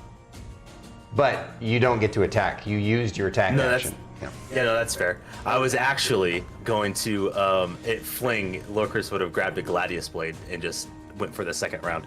Oh yeah, no. Once you do a fumble... I just wanted to make sure. Yeah. The idea I will is use that my movement. there's this kind of internal pause that happens. You drop a weapon, you hit a friend, you hit yourself. No, 100%. Yeah. Cool. So then I would like to use my movement to go pick up my glaive, and then get in a flanking position.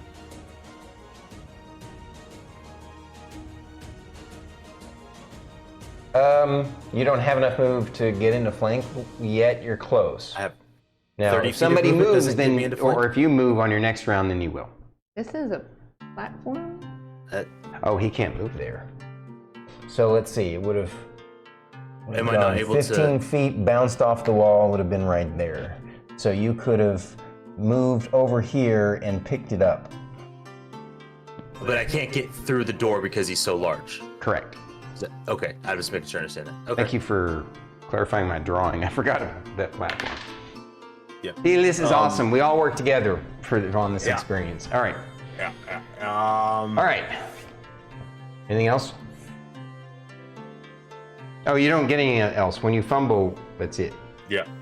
All right. So I guess it's its turn. Except it doesn't do anything because it's paralyzed. And at the end of its turn, it gets a new save. DC 18, correct? Oh, that's not a D20. That's a D12. Helps if you roll the right die. Okay. It comes unparalyzed. It's starting to move, but it's at the end of its turn. So you guys still have a shot at taking this thing down. No. Ray. Is it moving again? Should I do it again, Philip?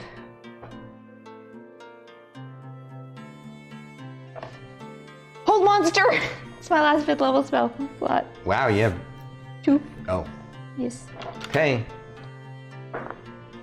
I imagine Elman's like, I said no! No! Well, this thing is particularly resistant, unfortunately. Wait, is this a...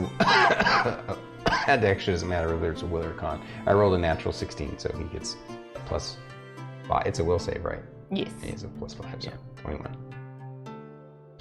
She tried. Plus 5, that's will. Rylar. You have Bane. I know, but if I use Bane, then You get to do your... Wow, Rylar hits once. yeah. At the end, we're like nickel and diming him. Holy crap, 2 points. Nice, Rylar. Good job, Rylar! All right, your turn, Fern. I'm gonna get up to him, and I'm gonna whack him! Okay.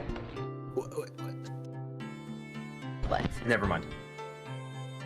Smack him with the I'm gonna hit him with my shillelagh. smack him with your stick. Yes, we understand you're not masturbating the troll. Sorry, it was a joke. 17! Sorry for the dirty I joke, missed- guys. It was silly. Couldn't help myself. All right, what? Supposed to be family friendly. 17 to hit, yes. That hits, yes. So she shillelagh'd him. Yeah. Yep. 8 points of damage. 8. All right. I forgot. Has it been hit?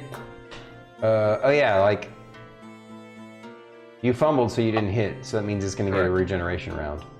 Yeah. Yeah. As my reaction. You're going to tell Fern to hit it again? Fern! Philip says smack him again! Total troll.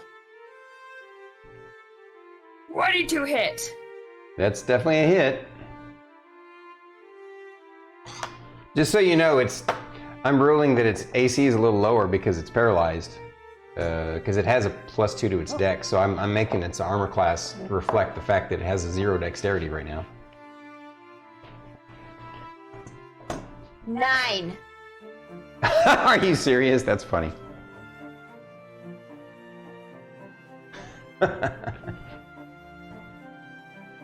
Who's next? Yep. Okay.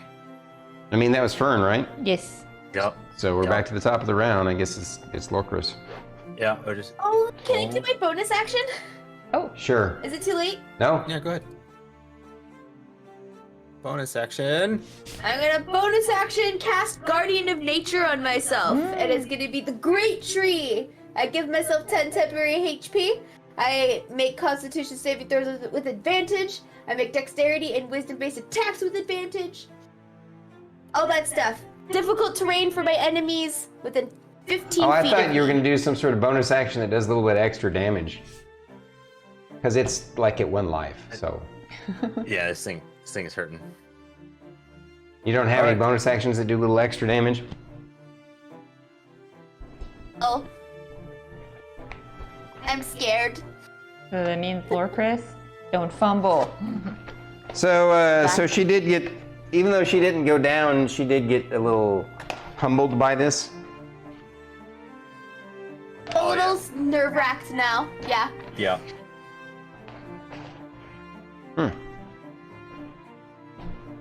Sorry, I was distracted by the fact that. Oh man, this one's doing the same thing. 17 17. What's she doing? To hit. to hit. It's Lorkris' turn. Oh, it's Lorkris. Yeah. Yes. Yeah, that hits. Okay. And What's your minimum damage? no, it doesn't matter. His minimum damage Yeah. is a 10. So, yeah. His So the thing minimum- goes down. You notice something strange about it, though, as you guys are recovering with each other and talking. And anyway, sorry. Go ahead. What do you guys do now? It seems to have gone down. Fire! Hit it with fire! Chill touch. Fern, chill touch. Fire! Rylar, chill touch. One of you, chill touch it. Oh, I mean, I just did. So then we're still mean, in when initiative. You did? Well, I'm not. I mean, what's because Spirit Shroud is up. Oh yeah. Since it hit, it can't regain HP. So here's the thing. You notice, so he hits it, and it goes down. You Yeah. notice that it's not regenerating, but it still somehow doesn't seem to be dead. Not. I'm gonna. Yeah. So after that first hit, Yeah. I would like to, if I can, move, and then attempt to lop its head off. Like I want to make sure the thing is dead. There's 5 heads. You'd have to make 5 attacks. I mean, I'll go with the biggest head first, and work my way down. Okay. I mean, make an attack. We could back up and just let Miss Ray hit it with a fireball. Or let Miss Ray hit it with a fireball. 19 on the die.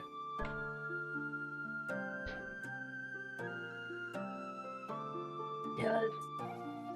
Chop all their heads off. 12. 12 damage? Yeah. So you don't actually get one of its heads off. You cut halfway through its neck. Okay.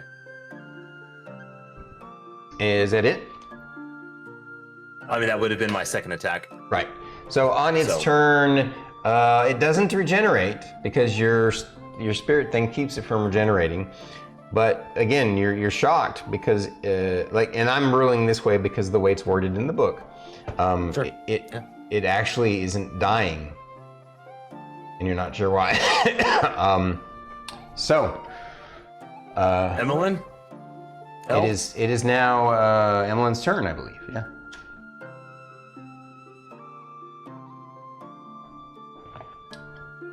Five, 10, 15, 20, 25, 30. Mm-hmm.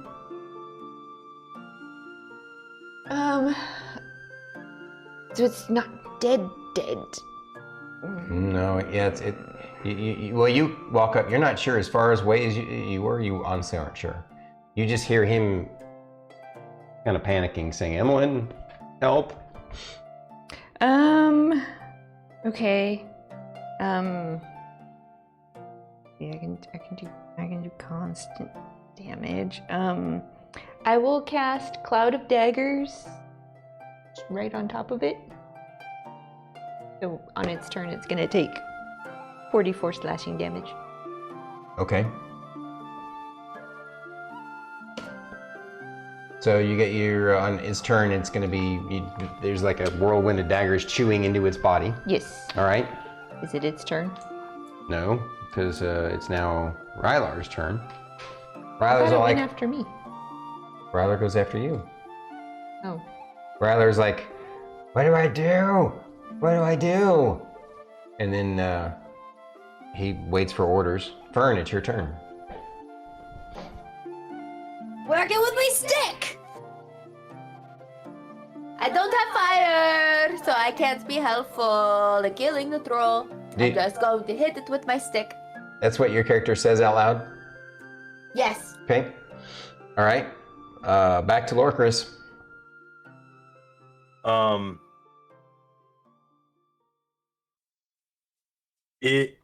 How tall is the The brazier on the corner of the wall where the fire is, like the lamp or whatever, right behind So me. this one's not a brazier, it's just a torch. It's a torch. And this one was the brazier. Okay. Is it still lit? Is it on the outside or the inside? It's it's technically on the corner here. I think her fireball would have put out the torches.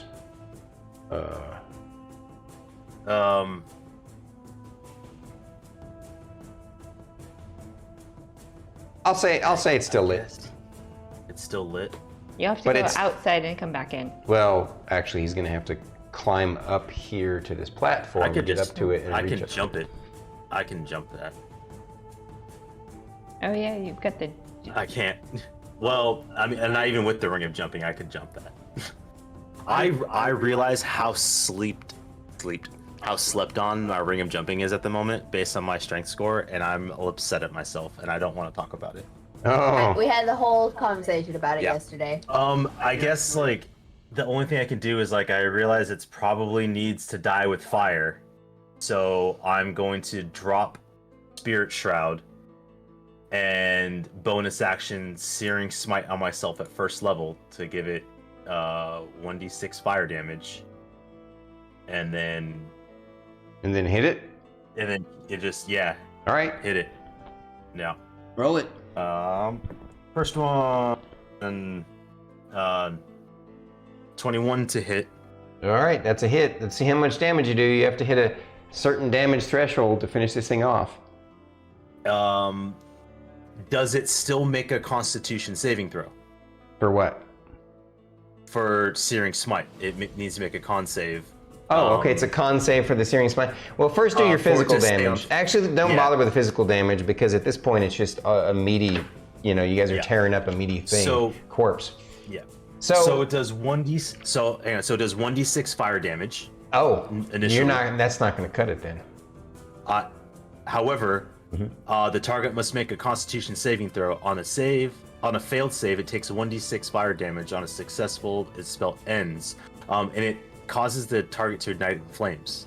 Like he catches on fire I understand that. and has to. The problem is catching on fire. Oh, and just that. I need to look at that. How much damage does it do? Yeah, if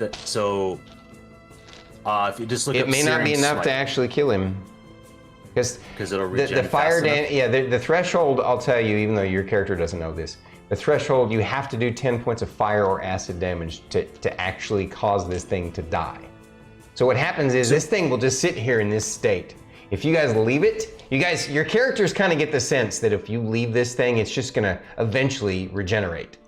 Yeah. And so the thing is, you have to be able to do 10 points of fire damage or acid at once, in one shot. So that doesn't count for 2 attacks with it being set on fire. Correct, it has to be one attack. Okay. So, at any rate, Okay. Yeah. Yep. I mean, your character doesn't know this though until you try. So let's say you go ahead and try. Yeah. So I'll first one will do a total of 5 damage. Okay. Fire. Yeah, it seems like, Yeah. it still not seems dying. like it's actually resisting the fire a little bit. Like it's not doing enough to stop its. You can almost see like the bubbling as the cells are trying to regenerate. Of course, because of your spirit thing, it's not regenerating. It's just not dying. Does that make sense? Yes. Well, so now I don't have Spirit Shroud up, so it's taking fire damage Oh, right. because its Searing Sight is. So the fire damage is concentration enough. to prevent it from regenning, and then you need to make a con No, save for it. if the troll takes acid or fire, this is a special troll. If the troll takes Yeah. acid or fire damage, it regains only 5 hit points at the start of its next turn. Okay. Cool. By the way, what was I the? don't have- Yeah, never mind. What was the what? Never mind. I just remembered. Okay. We're good. Whose turn? So I Yours. guess it's turn. It's So it's actually gains 5 hit points. And I'm I'm gonna say because you guys have been tearing it up so bad. Well, it takes 4d4 damage on its turn from my spell. Right. So it goes back to 0. It regenerates, and then her spell knocks it back down to 0. Now it is your turn, Ray. Did Fern say fire? Yeah. Do I have enough room? I still have 2/3 level spell slots left. 20-foot radius. Yeah. Oh, that would be just out of 10, 15, 20. So you're dropping a fireball just past its head. Yes. All right. So, and you're rolling how many what is it, 8d6 or? 8d6. 8d6. Don't roll 8 ones. As long as you did 10 points of damage, you finish it off. 10! Exactly? 20! Oh, okay. 31. Even if I made its saving throw, which it can't make a dex save when it's when it's not paralyzed, but when it's unconscious. So, If it did save, it would take half of which 31. which should still be enough to kill it. So you guys finish off what you guys are gonna. Rylar says, "Was that some kind of dire troll?" A dire troll. I like that. He almost killed us. Except Miss Ray, who was like hanging out in the back. Is everybody okay? Does anybody need healing? I have a few spell slots left. I think all of us need healing. Yeah. I will. Lorkris, you need healing. I would like to. Are you healing? I was gonna heal you, yeah. Okay. I just. Where's the frost giant? I was just about to go. The frost giant is crawling up as you speak. Crawls out of the pit. Stands before you, bloody and bruised and battered, ready for combat. Roll initiative. Yeah. Wait. Yeah. 5, 10, 15. Okay, he wasn't in range of my fireball, was he? He was down in a pit. Okay. Yeah. That he was 40 feet down. deep. So 20 on my initiative. hang on a sec. I'll call for it. 5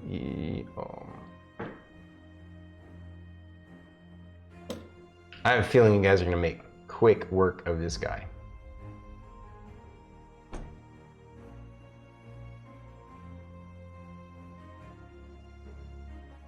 Did you actually get a heal off? No. No. All right. Fern said a 20. Lorkris? Yeah. 19. Ray? 22. Jesus, you guys, I swear. Rylar. I rolled a 19. Nice. I mean, they roll crazy good all the time. You guys got some Cheaty McCheaterson dice over there, don't you? I'm kidding. We have good luck dice. I have they are happy. My dice are perfectly balanced. So are mine. All right, you sound like the spiffing Brit there. It's perfectly balanced. All right. Yeah. So, Thanks, Todd Howard. all right. So, initiative round is Ray first. Frost Giant, broken. He's bloodied and beat up and battered and. This is the one that Miss Ray really wants to kill. She wants them all dead. All right. I'm gonna use it. I'm gonna use my last fireball on it. Oh Jesus! I'm assuming you're gonna like Snap, blow it up crackle, above its pop. head. Yes. Roll it. I'm rolling his. Skillet. It's Let's go. 18 It's a dex save, right? That's his worst save. He's got a -1 on it. Oh my god. So the giant, the frost giant, has a dexterity of 9, which gives him a -1 on his dexterity save. It's not one of his good saves, so it's literally just a -1. And I rolled a 1 on his save. So he literally got a 0 beautiful.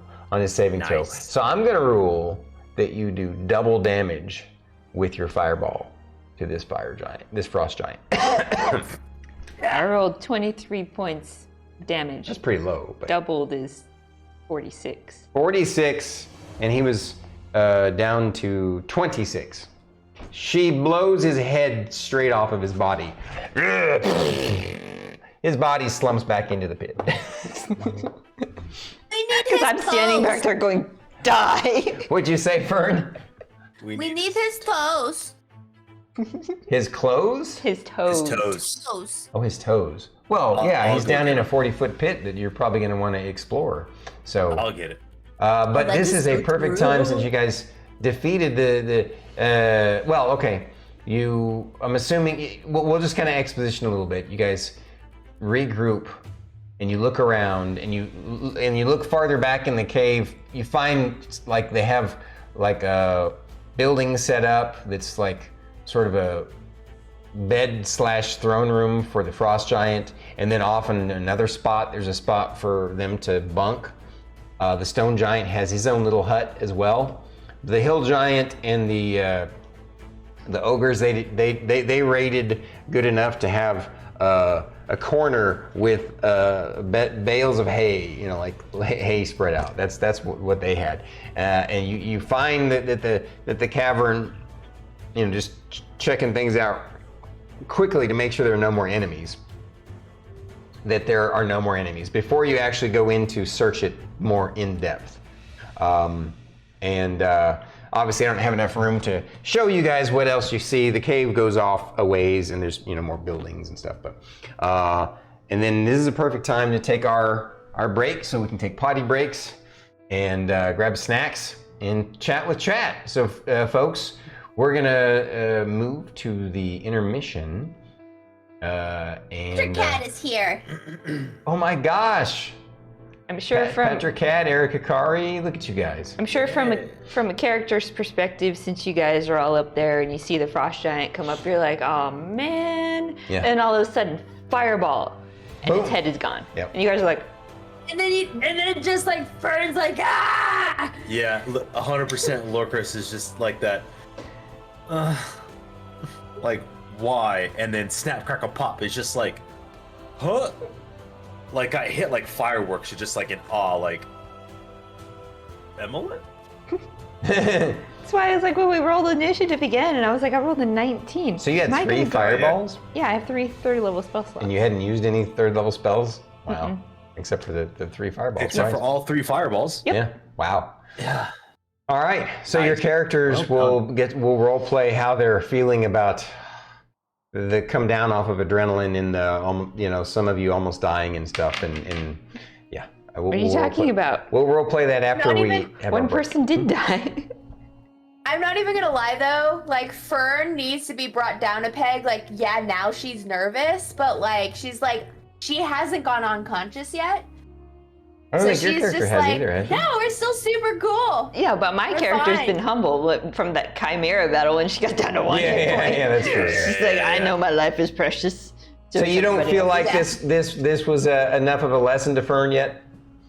It was definitely like, It definitely like a eye opener, but I think she still needs a little bit of a. yeah, no, she needs a harsher lesson for sure. Like because at this point now she's seen Lorkris go down so many times now, so she's like kind of desensitized to it.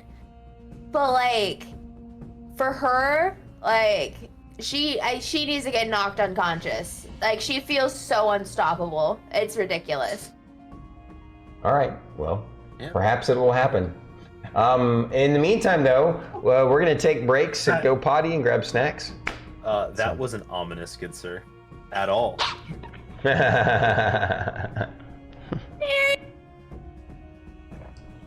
Welcome back, Eric. Eric's back. Dagoth's back. All right, I'll be RB.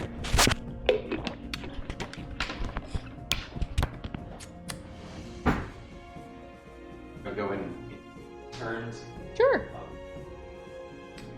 Yeah. Emillynn was ready to be done with that battle. She's like, fireball that frost giant. I don't care. Needs to die. Ah.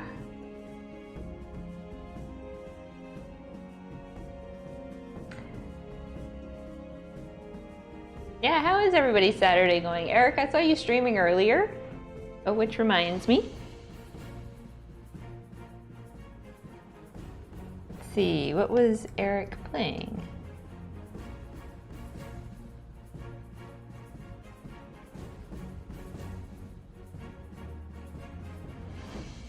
Oh, you were playing Marvel Spider-Man? How was that, Eric? I saw you streaming earlier, but I completely forgot to jump into your stream and lurk.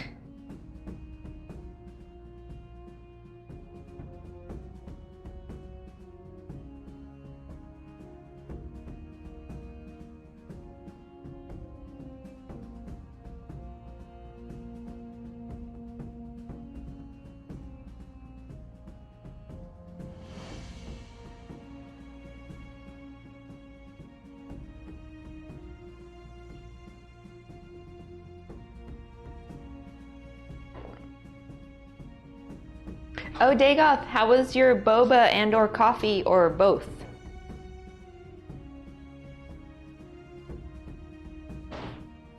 Rockets and guns hurt, who knew?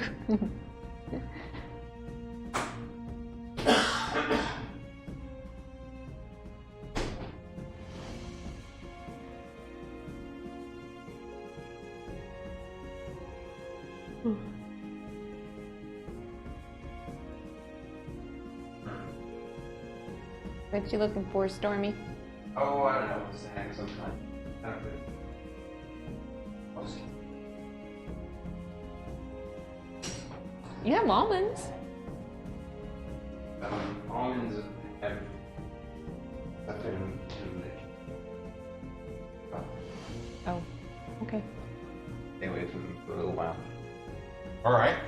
So if you want to go do your break, here. Stormy is back. I shall return. Hello, guys. Can you hear me okay? Got the microphone back on. Oh, man. So, definitely an interesting fight compared to last week. Last week, they beat all these other giants, almost beat this one. He ran off to get the pit pet Roscoe, and this week was just the fight against Roscoe, effectively. And Roscoe is what's called a dire troll. And since they're all gone, spoiler alert, this thing is a challenge rating 13. They are level 10 characters, so it's a pretty tough fight for them, but not necessarily the toughest fight that they are going to face. So, but definitely was a bit more of a challenge, a little bit scary. Definitely worth it.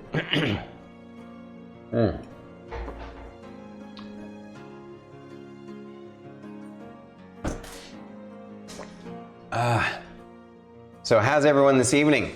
You guys enjoying the show tonight? We're, as always, this group has a blast with the role playing and with the combat. It was a good action sequence. They succeeded in the first part of their mission. Now we'll see what they do with the second part, which is to investigate the area. Actually, before they do that, though, they need to alert the soldiers, alert the MGA team to let everyone know to pull back now. So that's what will happen. rockets and guns hurt. Who knew? I know, right? I mean, that's what StarkItty did to the Frost. Well, she finished off the Dire Troll and the Frost Giant with a rocket, a magical rocket, right? Magical fire. I killed it with magical fire. I don't know if you can hear her. She said I killed it with magical fire. It's I mean, it's like a magical rocket. Excuse me. Man, even with the tea, I'm having trouble. Probably because of all my talking tonight. That's all right. Clearing out the gunk. I know. I need to go squirt my nose. I'll be right back. Actually, you guys are coming with me since I still have the mic on. That's so handy.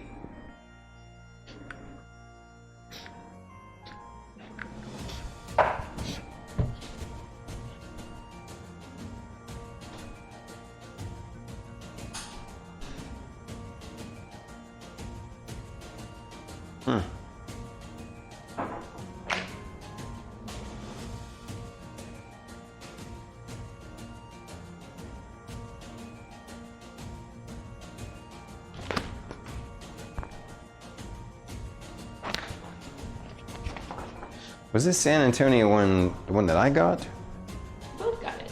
This one? Yeah, that was from the GP we went to. Okay. Yeah, we should have 2 of those. Hopefully this won't do the same thing the others were doing. Sticking to the table.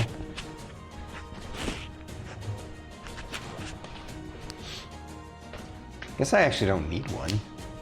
Because the mouse works. Ooh, you got the papaya tea with mango boba. Papaya tea with mango boba. That sounds yummy, actually. It does sound yummy, yeah. I want some boba now. Boba!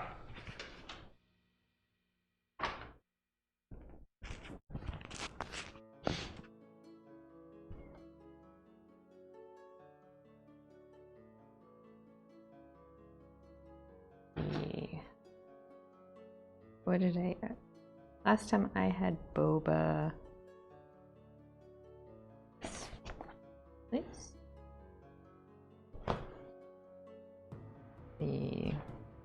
What did I get? Yeah, I think I'll just skip it.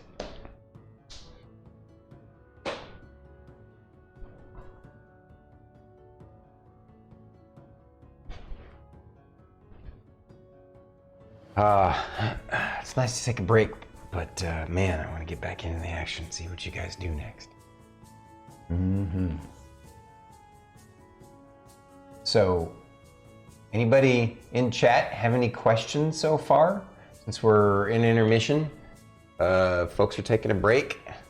Totally up for answering any questions that you might have about the story, about the characters, about the rules of D&D. I mean, I can definitely say that I'm an expert in D&D, but keep in mind that 5th Ed is there's still a lot of it I am learning, because I mean it's really quite a bit different than 3.5. The basics are the same, but Remember, it's Community Day next Saturday from 1 to 6 p.m. Is that really next Saturday?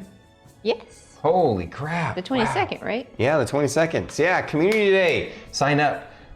Head over to Discord and sign up. Sign up for the event if you haven't already. Come join us. Uh-oh, is it not working? Again? Uh-oh, is there something wrong with chat? Are you guys still there? Day off? Eric? Let me jump onto Twitch Mobile and see if I can post it. Hey, Dagoth, can you do the Discord and as a test? Uh-oh. There we go. You were able to do it. Why did it not? Did I misspell it? No, it looks right. All right. Thanks anyway. Thanks, Dagoth. Appreciate you. Yes, Community Day next Saturday, 1 to 6 p.m. We're still going to play D&D as well. It's just going to be a long day. Right. You'll see Stormy's face for the first half, and then all of us for the second half. Yeah, it'll be. We'll see basically from like 1 to 10. So. Mm-hmm. Yeah. It'd be fun. We're gonna play some Among Us. Yeah. Yeah. Some Among Us. Scribblio.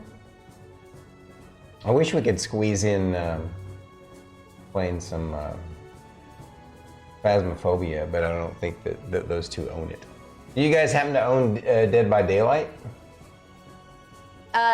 No. Hi, but Brett. I'll buy whatever game. I'm down. Yeah, I'll do it. You don't need to. It's not that big of a deal. Maybe for another one in the future. How's it going, Or we Master could B? We're on our intermission. Your timing was perfect. Or maybe you were already here, hanging out in the shadows. We finished off the trolls. Whoa. Or my character Giants. finished off the troll and the giant, the frost giant. Yeah. What Rylar called a dire troll. Oh, you're still playing Kingdom Come Deliverance? He did some grinding. Yeah. It's a grindy game. Oh, I look big because you got yourself a new monitor. Right on. Heck yeah. That's awesome. That's always fun. New tech is always fun. Mm-hmm. oh yeah. Well, here let's make it even bigger. Look at this RP dual cam. Bam! Look at that. Whoa. So jumped from 21 to 20. Yeah, that is a big jump. Six inches across the diagonal is pretty huge, actually.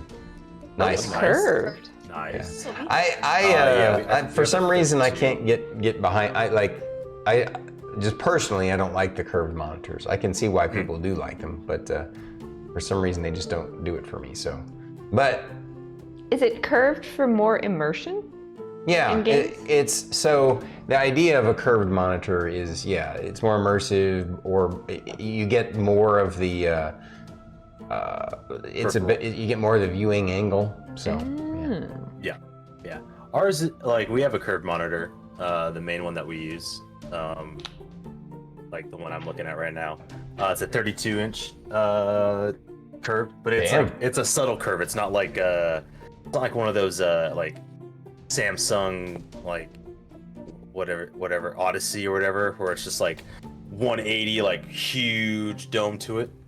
But yeah, I mean it's each their own, 100% though. yeah, exactly. Yeah. Like the other monitor that we use is actually just a flat screen TV. Yeah. It's not even a monitor because it's not that important by comparison. But yeah. So, you guys enjoy your break? That's more key. More tea? More pee? That's what I heard. I got more pee. So, all right. I had to change. I guess nobody had any questions for us, so did you guys want to share anything since you guys are here? Really want to hook my 62-inch up to my PC? Daddy Dagoth. Come sail the high seas. I mean, if your 62-inch is a 4K monitor, a 4K TV, then you just need a good HDMI cable, and it wouldn't be too terrible. I feel like that would be pretty big, though. At least, like, for me playing. Did Nick have a? I think Nick had a 62. In his. I mean, it depends on the kind of game you're playing, I suppose, right? I don't know. But Yeah, I don't know. My buddy had in California had like 2 massive like monitors side by side, and when I lived with him, we would game and literally sit next to each other, and we'd play like cooperative games like Battlefield or even like Sea of Thieves. And you're like, "Where is he at?" And I just go like this. Oh, he's right there. Let's get him. Yes, I'll be playing tomorrow. Daddy Dagoth.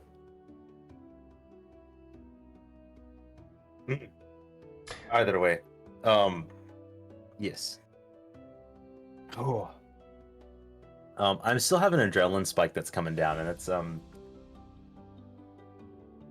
fun. Yeah. Yeah. All right. Well, that's good. Yeah. I think is everybody ready to get back to things? I am. Alrighty. Well, thank you, chat. We're gonna go chat dark again. Jump back into the. This time it's role playing, but enjoy the show. We appreciate you. Alrighty. So, guys, your characters are the same way. You're coming down from the adrenaline rush. Several of you are uber wounded, right? Like at least 50% of your hit points or more. But you do come to the conclusion that there's no other enemies about that you can see in this cavern, okay? And so what do you do? Search for anything that is useful. I'm going to investigate. What do you need? Emillynn. Yes.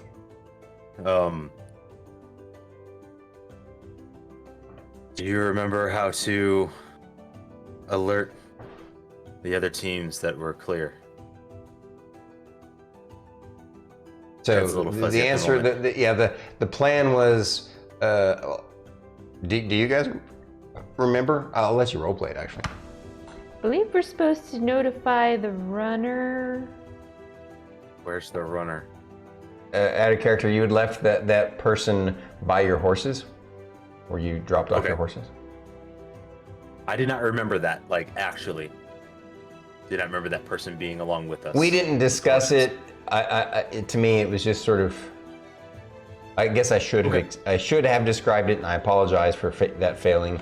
But I guess I sort of assumed that you guys. It knew would that. make sense. Yeah. It would make sense that it'd be with the horses.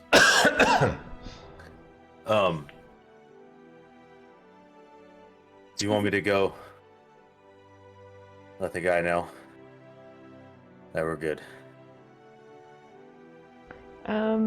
We're supposed to also have Rylar check to see if we have like any secret passages that are magically hidden or something. I can go get the horses, let them know, bring them back. Lorkris is like super winded. Yeah. I'm going to cast Cure Wounds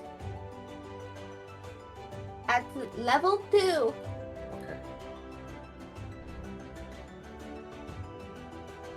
58. And the music seems kind of loud to me tonight. I think it's because you turned up the speakers to be able to hear them. Maybe. Hey, Dagoth and Brett and everybody, Eric, does the music seem a little loud to you guys, or is it a good volume? It doesn't drown us out or anything. 14, 15, 16, 17, 18. Nice. 19 points of healing. Look at that. Level 2 did better than my level 4. All right. So How the dice rolls. Right. But you good with that, Miss Ray? Yes. Okay, you guys. I'll be back. all right, so you are going to go run back the roughly 300 feet to where you guys left the horses. Yeah, I mean he's not running. he's okay. Like just finished the marathon. Like All right, Yeah, well, hands if above head. that's the way he is, then Rylar will be like, hey, Boss Lorkris, you want me to go? I'll run it. That's okay. I got it. I know we need to look for the tunnels, and I'll be back shortly. He's not that far. All right. Thanks though, bud. I appreciate it. So you head over there. You let the Yeah. runner on the horse know, and he basically heads off. down the tunnel to meet up with the next relay person and relay the message. So I kept it simple in the sense that we dealt with the threats. Didn't really tell them exactly what threats per se, but there are no active threats that we can detect at this time. So we are conducting our search of the space. Okay. Leave it at that. So I'm gonna ask Rylar. Rylar, Yes. What's up, boss lady? What Miss Ray? What you want? Can you use your eyes to see if there's any secret passages around here? All right. So I guess I should clarify that this cave it extends quite a bit, like double size this way, and then kind of goes out a little bit. So it's actually pretty big. So it's going to take some time to go over. Where do you want to start searching first? Actually, rather than roll it. What was that? Do we want to pull up the combat cam since we're still looking at the map? You mean the combat cam or the this one? All I can see is pulling up the map here. All right. So yeah, so you basically are gonna explore all of J. Now it's not quite reflective, as he said. Like this cavern system that they had written on the map looks bigger miles wise, but it's effectively not. It's like it's zoomed up at the point of the cave. Does that make sense? Yeah. Okay. In some places, at certain junction points, it is almost relative to the size, but not quite. They're all kind of zoomed up. All right. So at any rate, back to, we'll just do this one. Back to this one. So while he's gone, the three of you ladies, like, did you even get wounded at all, Ray? Okay, so Ray didn't get wounded, but everybody else got wounded hard. That's what the manager does. Just joking. So you guys decide to start exploring. It's going to take you probably an hour of exploration. Actually, I'm going to say a couple hours of exploration, just the surface area to check out all the rocks and the walls and the stalactites and stalagmites and stuff like that. And I do want to actually bring up that other map one more time briefly. I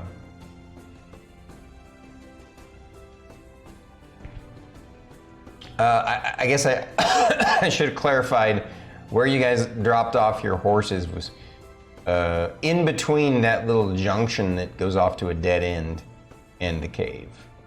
That makes sense? We should still check that. Well, yeah, that's We'll something you have to check check later. But yeah, right now you're just checking the cave at J. So now back to this scene. Rather than have you roll anything, at least for now, you guys spend a good, and of course Lorkris at this time, he comes back. And, you know, Lorkris is all torn up. Rylar is all torn up. Fern's a little bit torn up. She healed Lorkris some. What are you up? Like, everybody looks pretty bloody and beaten. Yeah, I know. I don't have very many spell slots left. It's okay. I'm at 36. Out of 104. what's Rylar I'm at 34 out of 82. Rylar is You guys at come here. 22 Come here, out of come here. 100. Okay, you guys, come here. Oops, that's not what I wanted to. The only healing I have is Healing Word, which is a D4. You guys, I need you guys to all come within Okay. 30 feet of me, okay? All right, so we huddle up. And I'm going to cast Mass Cure Wounds. Whoa, you have that as a druid? What level spell is that? 5th level. Wow. And you have a 5th level spell slot? You didn't use them all up? Nope, All right. I saved it. So how many do you have? None now. Oh, so you had one. Okay. All right. So I saved it for dire situations. what everybody get?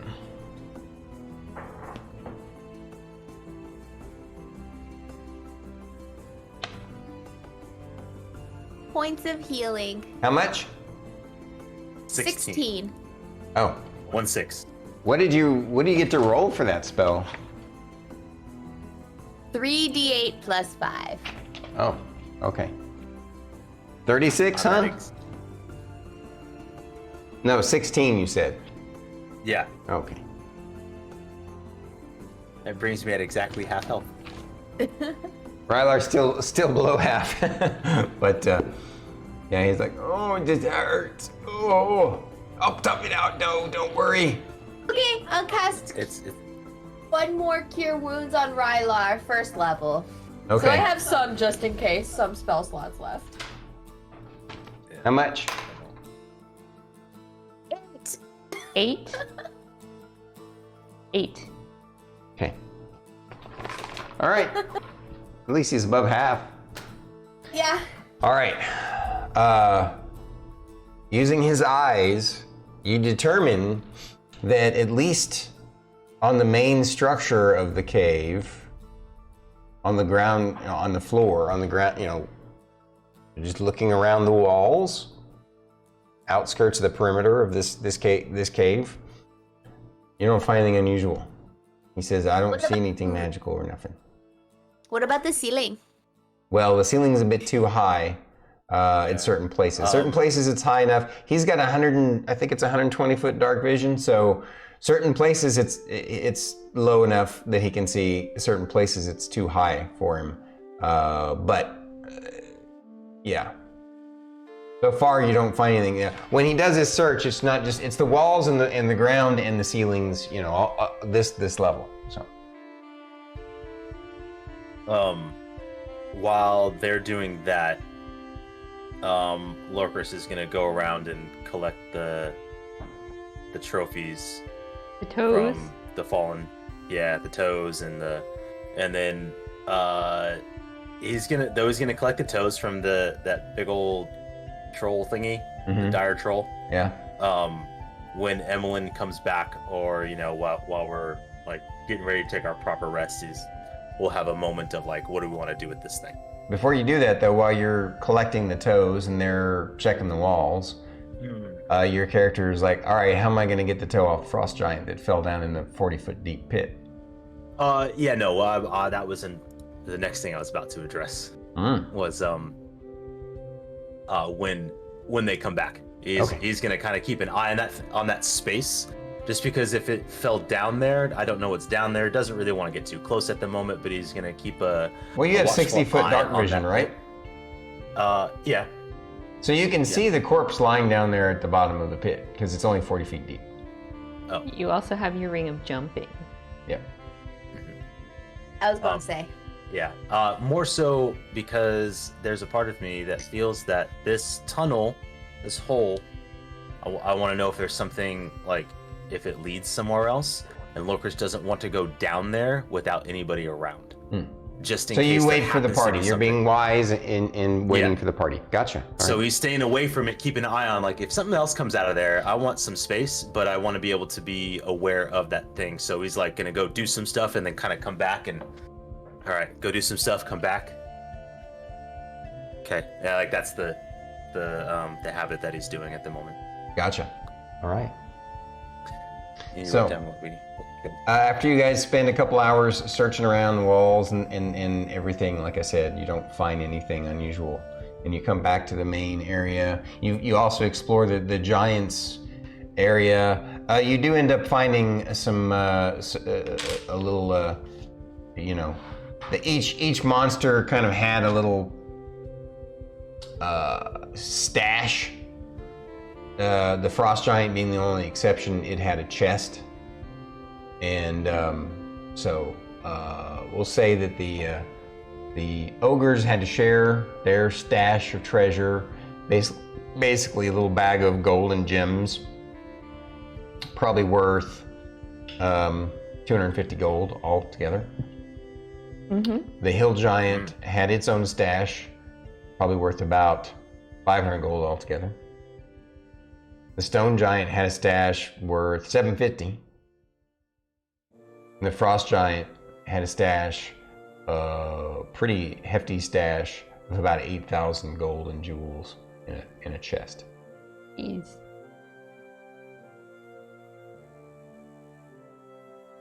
You said 8,000 for the frost giant? Yeah.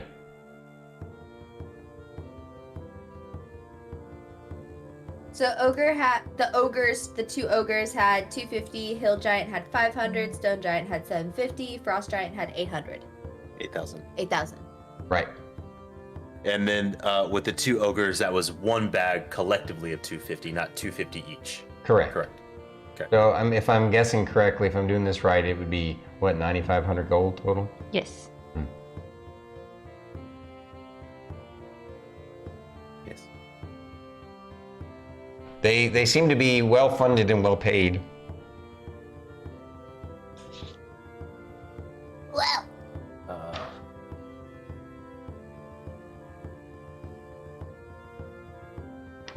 What about that really cool shield that was really shiny? So the frost giant you do had? find, the frost. So the frost giant's shield would be down in the pit with its body. By the way, I do want to make note that I kind of forgot to describe this, but the shield had that emblem of the bloody eye cult on it too, and do you notice that some of the gold pieces in the frost giant's chest are stamped with that symbol? Not all of them, just some of them. The rest of them are just kind of plain little round hunks of gold. About how many were stamped? Lorkris would separate them. Well, it would take some time to separate them because there's about, so, I mean, yeah, you would actually have to sit down and... That's fine. we probably want to it'll take a take short time. rest at some point anyway, if you want to do that, but it could take a decent chunk of time. I'd imagine so. Yeah, like you could do it in a short rest though, during a short rest. Okay. On our short rest, Lorkris will do that. Okay. Just so I don't forget, once you do that, you determine that roughly 1,000 of them are stamped. Okay. About an eighth of them. Okay.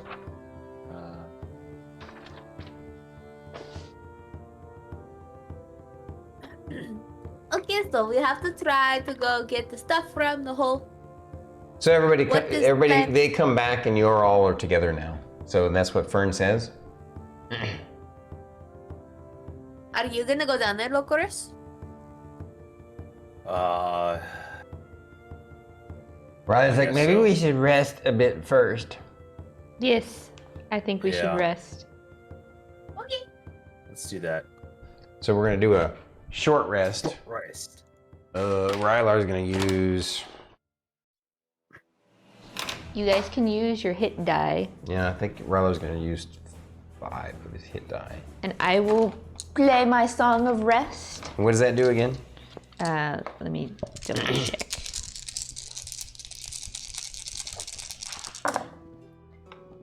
Song of Rest.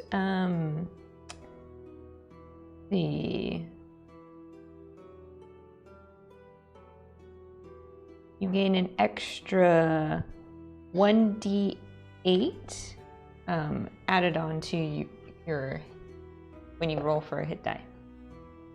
All right, and just to refresh my memory, each one is a D8 plus your con modifier, right? Yes. So you get to add the con modifier on each time. Well, Yes. that's the thing that I don't quite understand. It says if you or any friendly creature who can hear your performance. I don't mean that. I'm talking about the regular rest. Yeah, you add your con modifier each time. Thought so. Yeah, to each dice rolled. Right. Each dice rolled. Yeah. Yeah.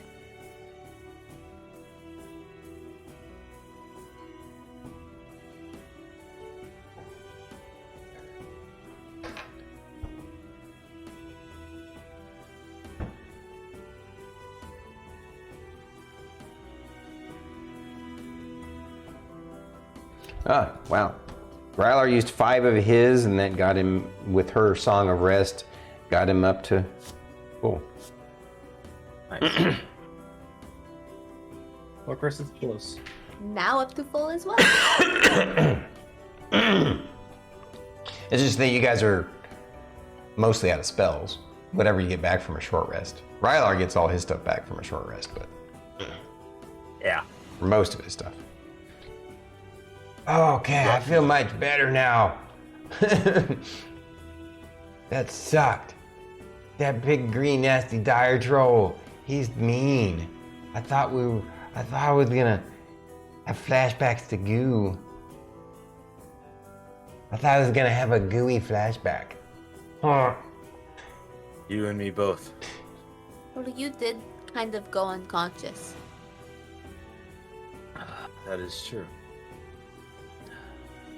Did we just say anything to you this time? No. All right. You want me to go in the hole? I'll go in the hole. And I'm gonna pull out my. No. Not even. I am just going to use my ring of jumping because it gives me a minute as an action before I go down there. All right. What's refresh my memory? What does it do?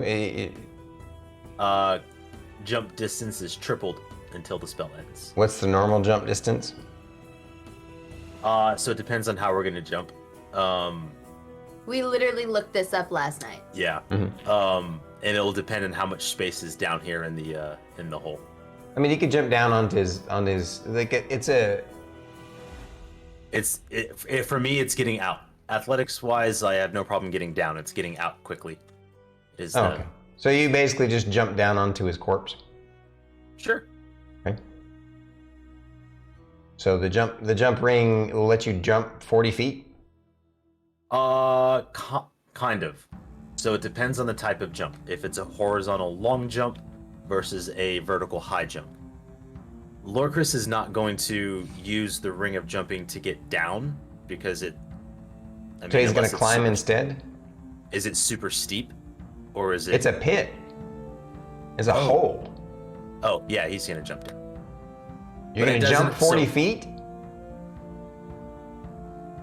See, that's what I thought. I'm like, no, he's going to climb his way down.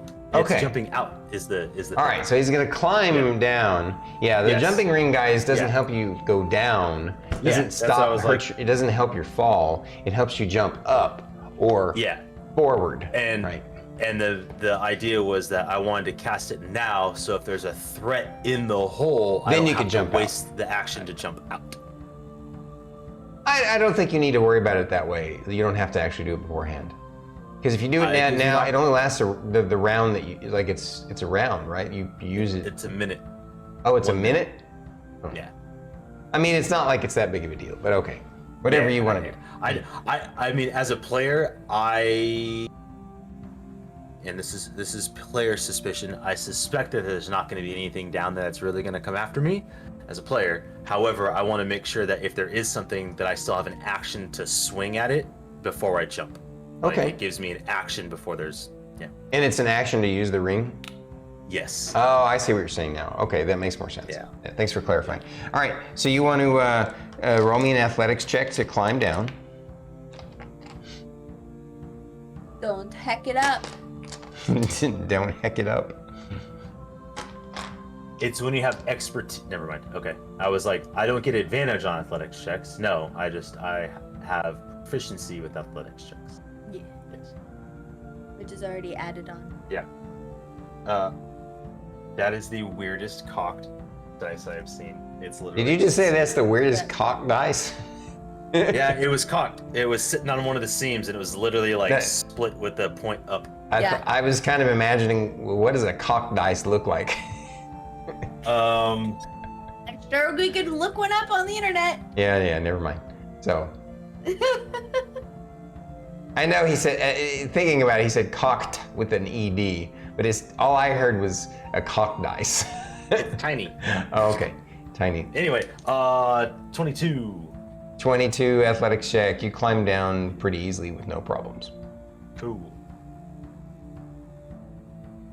I'm gonna look around real quick. Does it appear that this goes in any horizontal or like downward slope, like anything other than a pit? You kind of at the bottom of it as you climb down, you drop down onto its body that's taking up quite a bit of the hole. Not all of the hole though. There's a spot that isn't. and you kind of just as glancing, looking around, you don't see anything except the walls of this pit, and of course a big pile of troll shit, and in one corner, and a looks like the bones and meat of fallen soldiers and adventurers as they, fed Roscoe to keep him happy. And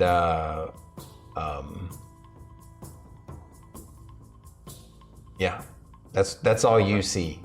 It's just basically it does open up a little bit underneath, but it's just a cave from what you see. From what I see. Okay. By the way, did you just bear climb the wall, or did you climb down on a rope? Bear clawed. Okay, all right. So even though I do have dark vision with my helmet, I think instinctually Lorkris will use light. Just cast light to give like a 20-foot like bright light. All right. So your torch lights up. They see you guys light the torch below, and you light up and look around, and it just seems like a little pit cave underneath here from what you can see. I'm gonna take the glaive and I'm gonna drag it across the wall and see if at any point it gives. Like if there's an illusion.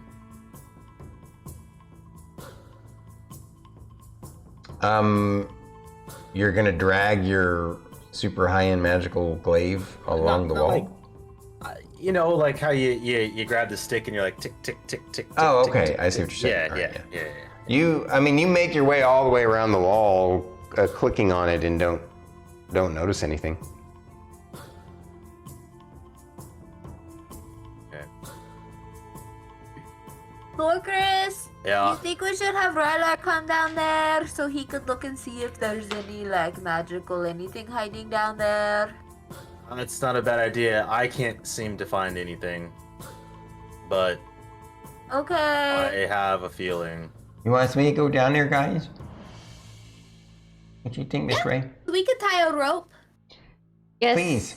Yes, Rylar, I do want you to go down there and just check, just to make sure. All right, where are we gonna tie a rope? I'm gonna look around and see if there's anything that we can tie the rope to. Can't you tie it to that dire troll? Yeah, you could do that. Yeah, we could do that. The rotting corpse of the dire troll. All right, so you guys tie a rope to the one of the arms. I'm gonna hold on to it still, Yes. Okay. just in case. All right, That's- and you that's, lay it down there, and Rylar climbs down. See what his athletics check is. Woo! We have to tie two 50-foot tepin ropes together. Rylar's like, to do oh, it. this doesn't seem too hard. As he's still standing on the ground, right? He's like climbing backwards on the ground as he's holding the rope before he even gets to the pit. This isn't too hard.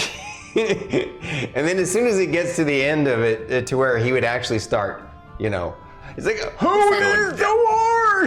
Just as his gravity starts to pull on him. Let me see here. Oh my God. Rylar goes, ah! He just completely lets go and goes, ah! Crunch. Can I try to catch him? You can try and break a portion of his fall. That's about it. If you want to try and put yourself underneath him, you can do so. Yeah, I would like to try to catch him of some way. All right. Whatever. So then that what's going to means. happen is if you do that, you will reduce his fall damage by 1 hit die, and you will take half the damage that he receives. I'm like running to the edge going, no! Fern's holding the rope. Fern's I'm like, going, no! long live the Like king. sliding across the ground trying to grab his hand. And Fern's still holding onto the rope, like, ah! Well, no, he let go, so you're Holding on to nothing. Yeah, you probably would have fallen. That is so true. I was Yeah, when sitting on suddenly ground. the weight that she was holding on to the rope is gone, she falls back on her butt as Rylar goes, oh, crunch. And Into like troll guts. yeah. So 10 damage, you take half of that, you take 5 damage. So Okay, that's fine. I gotcha. Rylar's like, ow!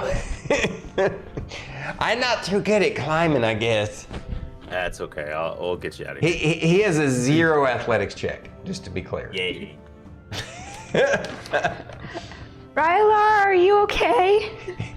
He's all like, oh, he tries to do a thumbs up, but then his shoulder's aching. Lorkris, is Rylar okay? Yeah. Okay. I don't know about me though. Did you break his fall? Kinda. I'll be okay. Give me a minute. I imagine Lorkris got the wind knocked out when he was like, Rylar, you're a thick boy. Yeah.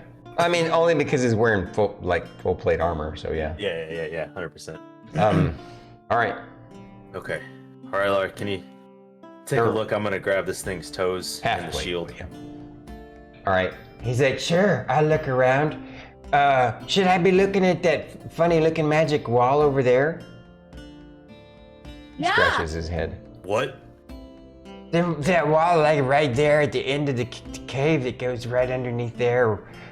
Ooh, it's like, it's right past the stinky pile of poo. Ugh. It looks like some kind of illusion magic, but it's very strong.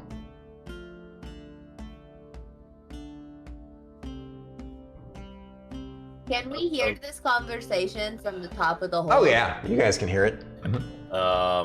Rylar, Okay. you found something? Yeah. I don't think we should go down there. I don't think we should go down the hole. I think we need to take a long rest and then come back and then look at the hole. We're gonna have to report this. Don't go near it. Okay, I don't want to anyway. There's a big stinky pile of poo by it. Well, that's how we can identify it to the people. It's just be like, there's a pile of troll poop in front of it. Did you get the It's like, I toes? promise it's not. What'd you say, Fern? I was just gonna be like, I promise it's not a trick. As much as I like to play tricks and stuff, it is for real. Behind the poop.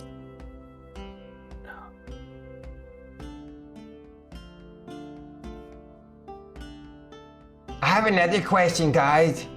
Yes, Rylar. How am I supposed to get out of this pit? I will get you out of this pit. Okay, boss man. We can always tie the rope to him and then pull him up while you jump out, and then That works. Yeah, I would like to was I successful in gathering the trophies and the Oh yeah. the frostbite stuff? Yeah. Okay. And the shield. Yep. So the shield is obviously pretty large. It would be I'd strap it to my back probably. yeah. Like I recognize this thing's pretty. Yeah, it's Big. not quite usable by. But he says, "Oh, by the way, that shield is magic too." I think I remember that. Mm-hmm. We'll figure it out. So, and I'll get a nice tight loop of the rope around. And that big Rylar. that big axe, it's glowing a little bit too. The axe, and he's gonna. It's too Hold big it. to put on your back, even as tall as you are. Okay. Like Is it? It would be like the it would be this big around, and lengthwise Yeah. it'd be probably like 2 to 3 feet taller than you, longer than you. well, Okay. we can pull up Um, Rylar. Drop the rope back down. Tie the thing to that. Why can't we just tie it to it now? Because Like, yeah, I am.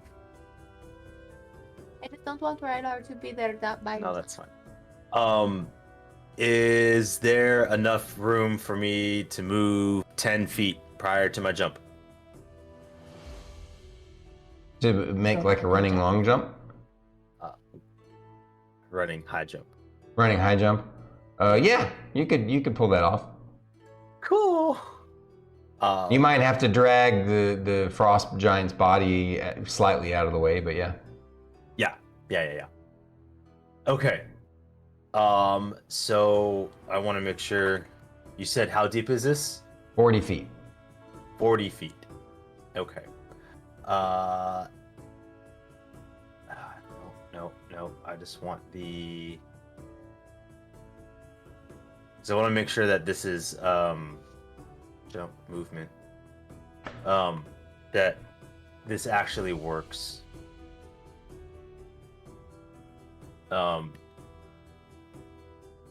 Because there is some math involved. Come on. Just not the spell. I want no. Because it's on the high jump. Just why? Jumping. Ring, no. Movement and position, thank you. So with jumping, it's... So just to be clear, you realize after you get the shield strapped to your back that you're not going to be able to make the jump with the shield because of not because of its weight, but because of the awkward size of it on your back. It's going to hamper it's kind of encumbrant, right? It kind of, it hampers your movement. So absolutely, you're going to have to come up with a different plan as far as getting the stuff out of the pit after you jump out. Yeah, I will, I will figure that out. Yeah, I'll let it fall. So what's the plan, guys? I'm trying to find the math version. Here we go. Okay. So you can leap a number of feet into the air. The number of feet equals 3 plus strength modifier. Yeah, if you move 10 feet. Oh, that's a high jump. So that's 7 plus 3 is. Oh, I won't be able to clear it. I can long jump that. Yeah, I didn't think so. Yeah. Okay. I was mixing them up because the high jump is 3 plus your strength modifier, so that would be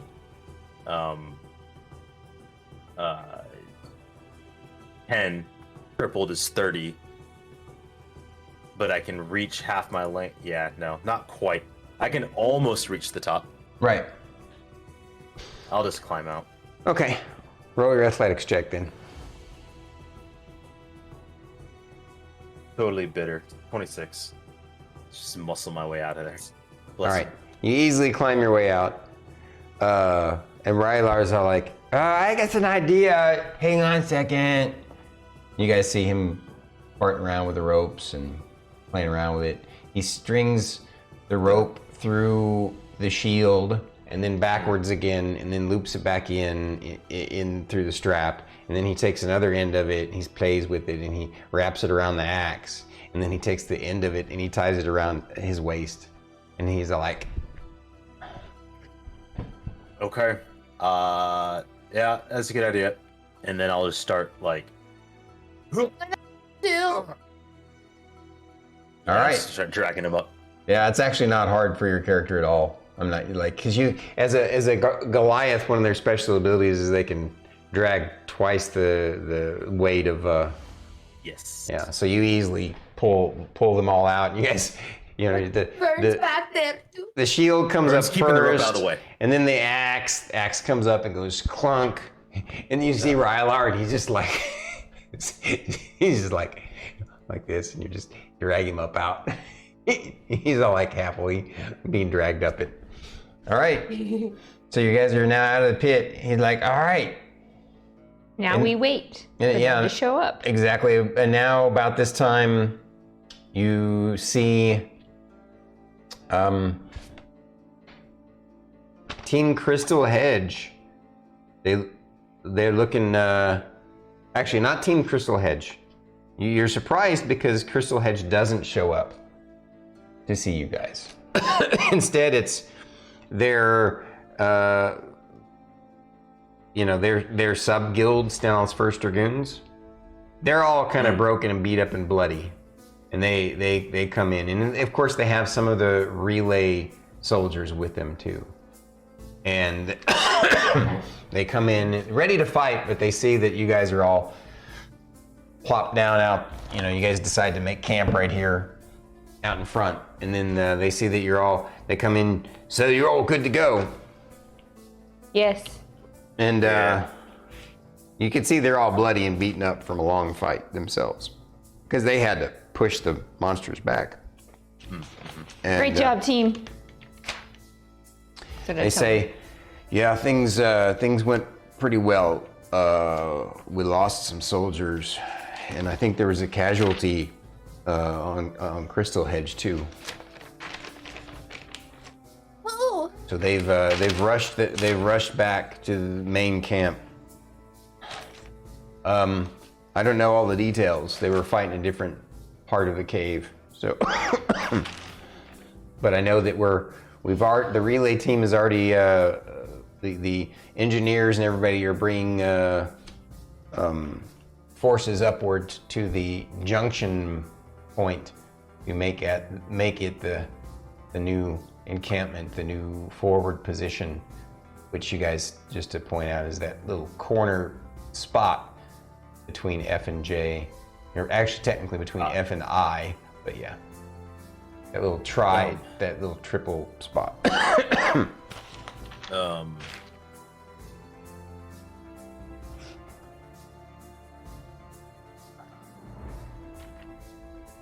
I will in the mist.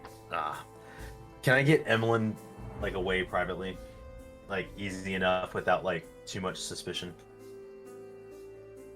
Sure. What do you mean away from?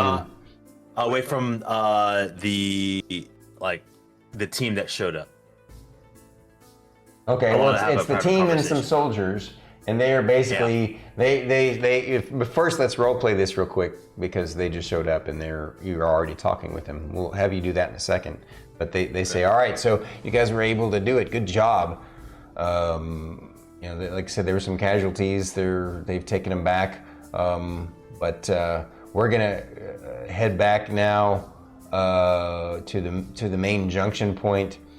You guys are whenever you're done and you're ready, come on back to this new junction point, and then we can report what I guess you guys had your own kind of mission objectives. You can report your mission objectives to the commander who's back at the junction point. And so they take off, and they leave some of the relay soldiers there with you. Oh, okay. Because they're going to start basically cleaning up and clearing things, and also escorting you guys. But yeah, if you want to, at this point now, if you want to have a chat with okay. Emillynn Ray. Mr. Ray. Our pacing. Oh, thank you. Yeah. Yes, Lorkris. Do we want to send a runner and tell him about that door now? Or do we just go back? Or do we investigate it ourselves?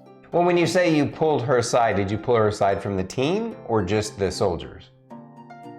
I intended for it to be like a quick, do we tell them now that there's a door down there, or do we wait? So you want to do this before they go leaving? Before they go, because if you're going to tell them, might as well tell a runner to go run it now. All right, so then you made it sound like you needed to have some secret conversation. No, I just wanted quickly, hey, do we tell them about the door now? Do we send a runner now? Or do we wait with a report? That reminds me. That's very, very good thing to bring up. We're gonna tell them now because we have no way to get up and down. Yeah. This pit. Yes. Before you guys head off, we did find something else in the pit in that. So the guys Structure. of the First Dragoons, they say, okay, well, when you're done with your rest, then it's probably best that you report that to, I believe, the captain is going to be there at the junction point, Captain Rigel. So. Okay. Because we're gonna need a way to get up and down without having to climb all the time. So. Yeah. If you could send a runner to let them know that we found a door down there. A door? Yes. It's hidden behind some shit. It's an illusionary wall. Literally. Oh. Yes. Like, they need to know now. Okay, well, I mean, if you guys want to, all right. I mean, the soldier says, "Oh yes, sir. I'll head back and report that." And then when they come, they'll know what fill in the details. They'll know what we're talking about. Okay. Yeah. Tell poop. You cut in and out. like 2/3 of what you just said. Yeah. Tell them that the poop marks the spot. They say, okay.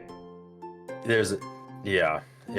We'll let you fill the captain in on the details when you meet with him, but we'll make sure that they know, so that we can actually bring more reinforcements from the rear guard. Thank you. I think we need to take a rest. Didn't we just have a short rest? We need a longer would- rest. Yeah, we need to take a long rest. We need to full on decompress from this. Are we gonna take a long rest? Well, do we? here? Rylar's like, we don't have to rest here, right? Like, we're done with our mission. Yes. As far as I know, Yeah, yes, we'll we just are done with our mission. Yeah. So we might as well go back now.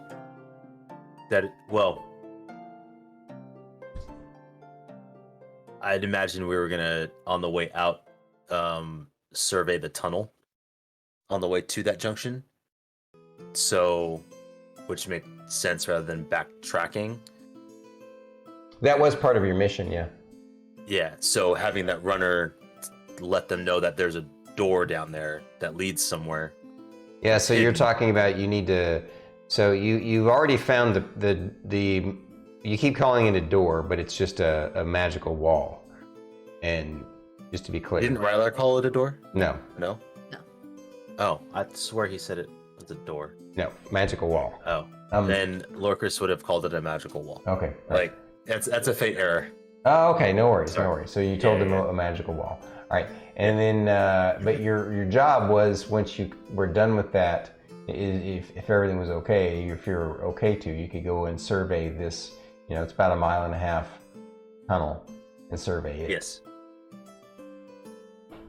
So it's like, okay, so we're gonna go survey that one then too. Yes, Rylar, you are. I am by myself. No, we're gonna go with you. Oh, okay. All right. So you guys, of course, you when you went and got the runner the first time, you would have brought the horses with you. So. Yes. Oh, I see what she's doing there. Yes. So you guys make your way back to that good 1.5 miles pretty quickly on your horseback, and you find that offshoot tunnel that supposedly ends in a dead end a few miles up, and you start making your way down, or 1.5 miles in. You make your way down it, and as you're making your way down it, because of the width of it, you guys make the decision. You actually, I'll just exposition this. You guys make the decision to have Rylar focus on one wall on the way there, and you'll on the other wall on the way back. Okay. You make your way all the way to the end of the tunnel, and it just ends at a dead end and nothing unusual. Okay. But as you make your way back, basically, and he watches the right wall, as you go. That was the thing. And he's all like, there are times when he's like, oh, my eyes are getting so tired, I'm almost sleepy. But you guys, you make it all the way to the end, and then you make your way back, and about a half mile back, which would be from the entrance to this tunnel, a mile in, he's like, oh wait, there's something glowing right over there. Like, you can also confirm if you want to by using detect magic. I do have a detect magic spell slot. Yeah, I think you did. I will cast detect magic. Sure enough, you see before you cast the spell, you're looking at the wall he's pointing at. Looks like a regular cavern stone wall. Maybe it was cleared out or whatever. But after you cast detect magic, you note two types of magic on it: illusion and transmutation. And he says, oh yeah, that's right. That's what that color is. Yeah, I remember the other one down in the pit. It had the Transmutation? Yeah, that one on it too. Okay. So we need to mark this spot somehow. That's true. How are we gonna do that? Are there a bunch of rocks around? We should just have our horses take a shit, and that will just be the new shtick. You're so clever. I mean, he's not wrong.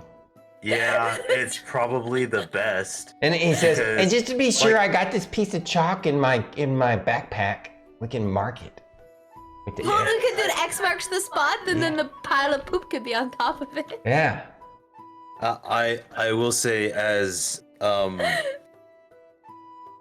crass as that is, I feel it does make the most sense that if something were to come by, they wouldn't immediately know that a pile of horse shit is where Poop marks the spot. It's not as obvious that somebody found it. Oh, so maybe we shouldn't just use because my chalk. just because there's foot tracks down here doesn't mean that they know it's there. So yeah, it's just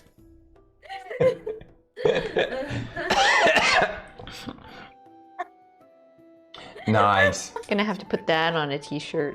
Pooh marks the spot. man. Yeah. Easily. It's Fern. behind some shit. The wall's behind some shit. Yeah. Nice. Hidden behind some, yeah. All right. Yeah. So you guys coax the horses into doing their business right there in that spot. No, all Fern has to do is just talk to all of them and go, Yeah. do your business right there. What I meant by coax them, yeah. Yep. Yep. So now we have to mark the danger walls with poop now. But what if we don't have our horses all the time? Well, somebody's going to drop trow then. Yeah, little Miss P in the middle of the road. All right. Let's go. So you guys mark the spot with the horse poo, and you make your way back into the tunnel and all the way back to the main junction point where they're setting up the new encampment. And we'll let them know right where to find it. And by this time, you reconnect with the first dragoons. You also see Renly's Bonejack Marauders there. And then quite a few soldier forces that have been from the reserve come up. And but yeah, Crystal Hedge is not. They explain. Yeah, Crystal. So when you talk to them, Renly's Bonejack Marauders, the folks of that team, they say yeah, and the Bonejack Marauders. So the Stenol's First Dragoons, they're without describing every adventurer that's a part of their 4-man group. They're very serious, but they're one of the lower ranked guilds. They're one of the lower ranked unranked guilds, right? But yeah, they're serious, but they're not but they're what am I trying to say? They're not rude, but they're not friendly. They're just sort of, a matter of fact kind of serious. And of course, they also have you get the sense that they're frustrated because they're tired and beat up. They're all bloody and beat up. They've had a short, they're having a short rest right now, as a matter of fact, when you guys come up. The Renly's Bonejack Marauders, they're obviously a ranked guild, the 5th ranked guild. So you definitely get the sense that they're tougher, more advanced, more, but they also are they're not rude, but they're kind of jerks, you know what I mean? They're just very kind of standoffish. Yeah, and stuff. But they do, when you go over and you guys inquire about the folks at Crystal Hedge, they're the ones that come over to tell you, yeah, the Crystal Hedge folks, they're making their way back as quickly as possible. They're gonna see if they can get back to one of the advanced priests back in the MGA, because they're gonna try and bring Frederick back.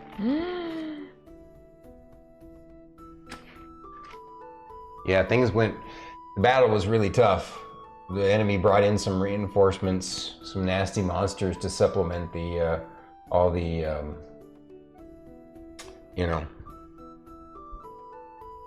some nasty critters, some trolls and giants they had with them to supplement, the bugbears and the hobgoblins and the goblins. We were able to drive back that swarm, but at their rear junction point in they had some surprises for us, effectively. And so we basically had to hold them back. We were pretty confident that we've made them retreat into as their new their new forward position. And so we're confident that our engineers can build. You see the engineers working really hard and fast, and they have some clerics doing some stone shape and to build things quickly. But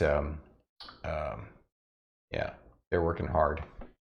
But they basically say that apparently during the fight,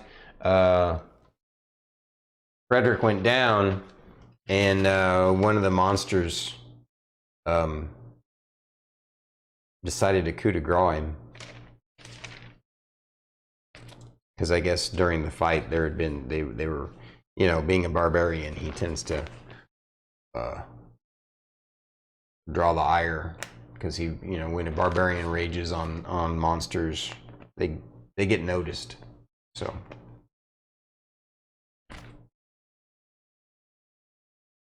To stay down here, can we go try to find them? I believe they've been taken all the way back to.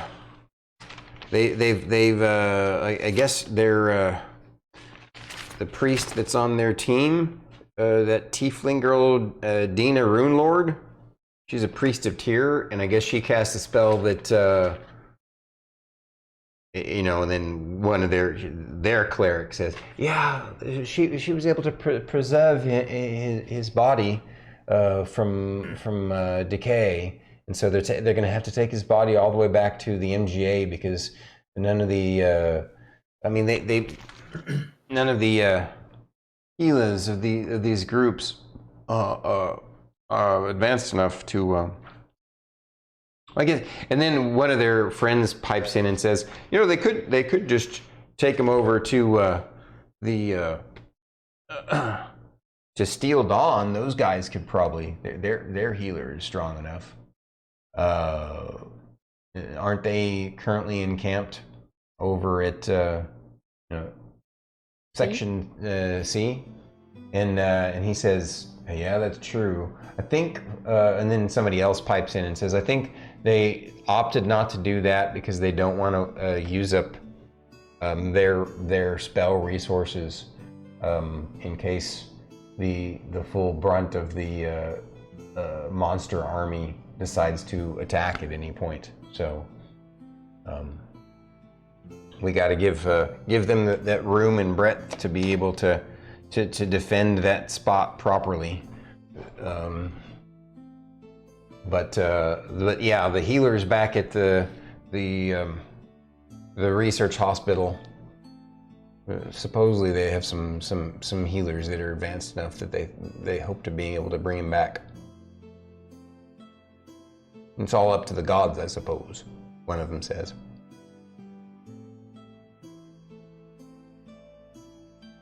Can we go find them? After we need to, of course, like tell the people the things, you know. But I want to go make sure Frederick is gonna come back. This all conversation happens when you make it to the junction point, and you're waiting to talk to Captain Rigel to give your report, because he was busy coordinating the engineers and the soldiers and everything to set up this new camp. Once he was done, then you guys can go over and you need to report to Captain Rigel. Fern, I'd imagine that by the time they had already left, we might not catch them in time. And us reaching out to them may delay that. I understand that you want to make sure that he's okay. However, we can't get in their way. I go up to Fern and I give her a hug and I tell her it's okay. The MGA has the resources necessary, and I'm sure next time we meet with Crystal Hedge, we'll see Frederick again. Rockapillar! Tell Melora that she needs to heal him, okay? John Capillar goes, meet me, and he feels sad for you, and not sad, not happy. He feels you feel that he feels the sadness that you're feeling.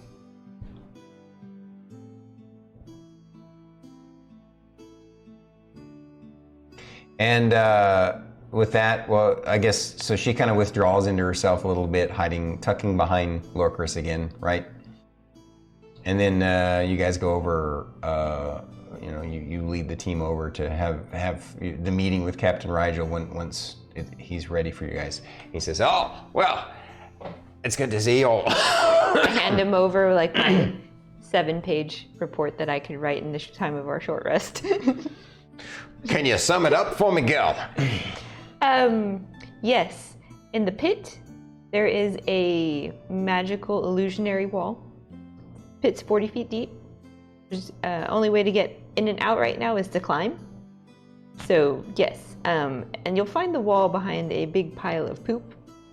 So it's a shit pit? Yes. And then on our way back, we went down the other dead-end hallway and found another illusionary wall, which you'll find marked with horse poop. Okay. That's the summary. But we did take out all the giants. What made you decide to use horse poop to mark that particular position? It was less actually obvious. Joke initially. Yeah, it was her idea, and we thought it might not be bad because they know we've walked through these halls and these tunnels before, so leaving horse droppings is not uncommon. However, identifying a location with anything other than what something could be natural could let them know that we know of that one. That's pretty clever. So her joke actually is quite useful. This shit marks the spot. Well done. Yeah. So just so you all know, I'm sure you've had some of the news while you were waiting to give me a report. It was a tough fight. There were some casualties. We lost quite a few soldiers, and Crystal Hedge lost one of theirs. But they're going to do everything they can to get them back. Some of the soldiers, it's not going to be possible. Their bodies were torn up too much. But I believe that even though it was a mortal wound on the barbarian Frederick, I believe it wasn't like a mutilation. So there's a good chance that they'll be able to bring him back. So, but what do you have to? So basically, you're saying that you found these magical stone walls. Yes. Illusion and transmutation magic. Transmutation magic. So, I'm a little bit experienced in this stuff, but why don't you give me your theory, since you're more of an arcane expert than I? What do you believe these stone walls, these magical stone walls are? Doorways? We haven't actually gone and explored through either one of them. Well, would you be able to? How did you? So add a character just to make point. He touched it with his stick, and it didn't. Despite it, even after you guys learned that they were magical illusionary walls, they still feel physically like they're actual physical. Just to be clear. Yeah, I would also like to say that I'm a little run down at the moment. Otherwise, I would have potentially been able to break down that illusion. There's some sort of doorways. It's possible there's some sort of trigger mechanism. If it's magical, I suppose it would be some sort of command word. You guess that it's some sort of artificial magical wall that goes up or comes down by a command word? Yes, that's my working theory. Or possibly dispelling magic. Yes, of course, that's possible too. But then that would leave it open and they would know. Yes. Exactly. All right. Excellent. You guys did. I see you all look no worse for wear, but except that your friends here seem covered in dried blood. And Rylar's like, oh yeah, I forgot to use prestidigitation and mending to clean this up. I'll do that when we do our long rest. So, I take it you all did your own healing? Healed everybody up? Yes. Okay. How much of your resources did you all use for that fight? Tell me, you've reported to me the most important thing, the intel gathering on these potential secret tunnels. But tell me about what you fought, what you faced. I'm all on page 4. The usual ogres, 2 hill ogres, giant. 1 hill giant, 1 stone giant, 1 frost giant, and 1 dire troll. Dire troll, what is that? I don't know. It had multiple hands and multiple heads, and it stood about 20 feet. What? So you're telling me the 4 of you took on that many? I mean, we knew that there were going to be several giants and ogres there. Yes. But you defeated them yourselves, and a 5-headed, 5-armed troll? Yes. Yes. Fun? I killed one with a tower because I knocked the tower over. That was good. Yes. That was good. Stone giant tried to get the surprise on me. Didn't feel good. It didn't last long. Fern took out a hill giant. Yeah. Wow. In the eye with my stick. Yeah. I can tell you dire this, troll- your reputation that has preceded you apparently is not a fluke. Did you not believe us originally? Oh, I didn't necessarily doubt, but this obviously confirms that the general and the Archmagister and the MGA administration have faith in you for a reason. So you're going to go far. Keep up the great work. That means that the MGA should give Jocko a bonus. Well, I'm sure that you all can discuss that with them. That's not what I do. I'm just a soldier. You should tell them. Sorry, they wouldn't listen to me.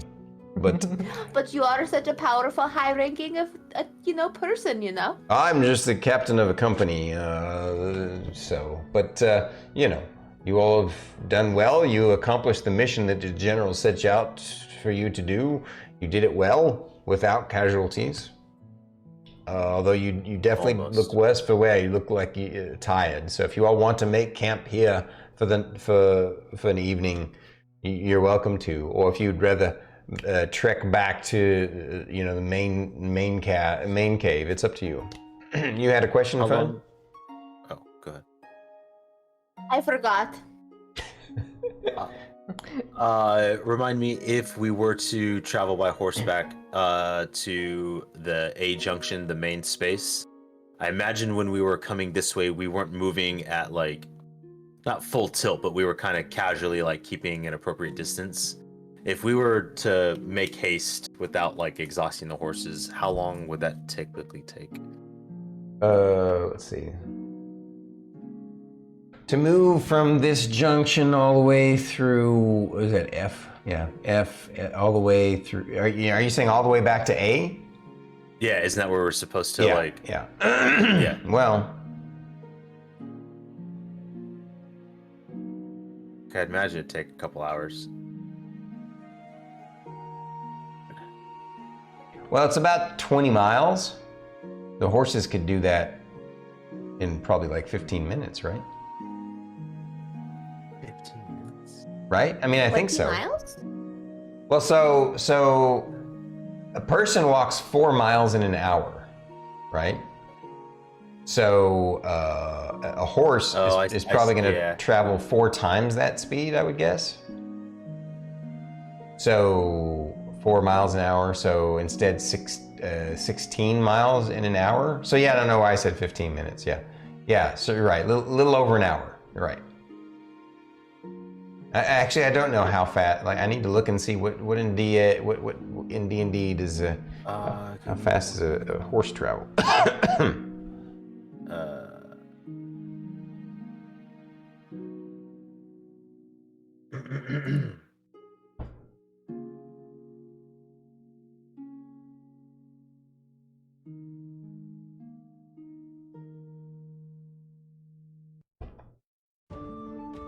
All right.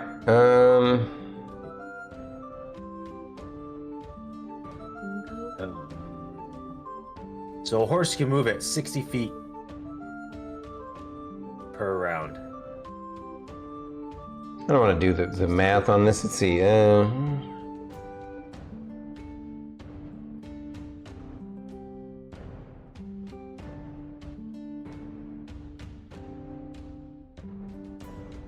So a horse could travel 60 miles in a day, is what this is saying. And this is some guy who hadn't actually done the math. He just kind of threw it together. I mean, I would imagine it would take us like 2 hours.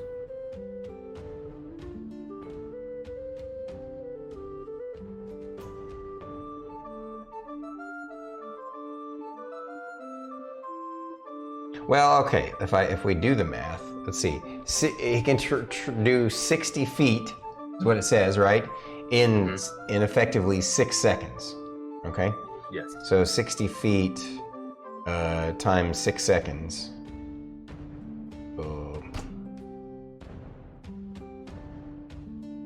Well, let's think about this second though. So in 6 seconds.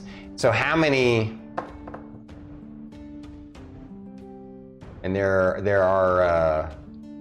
Let me think for a second. So then what we want to do is figure out a mile is what, 2,500 feet? Is that right? 20. I always forget what the length of a mile is. This is not my forte. It's like 1,200 feet, I think. No. So 5,280 feet is a mile. So wow, that's a lot. So 5,280 divided by 6, right?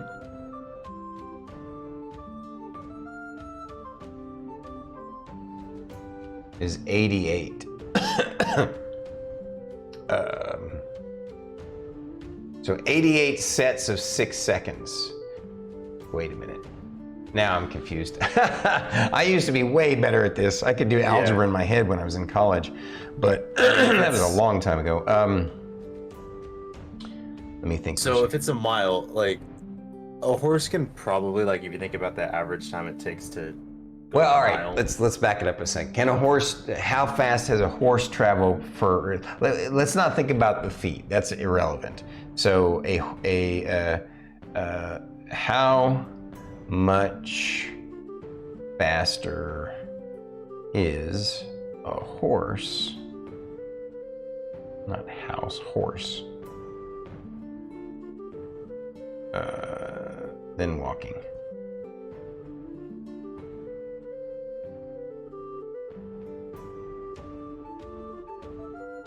Oh wow, all right.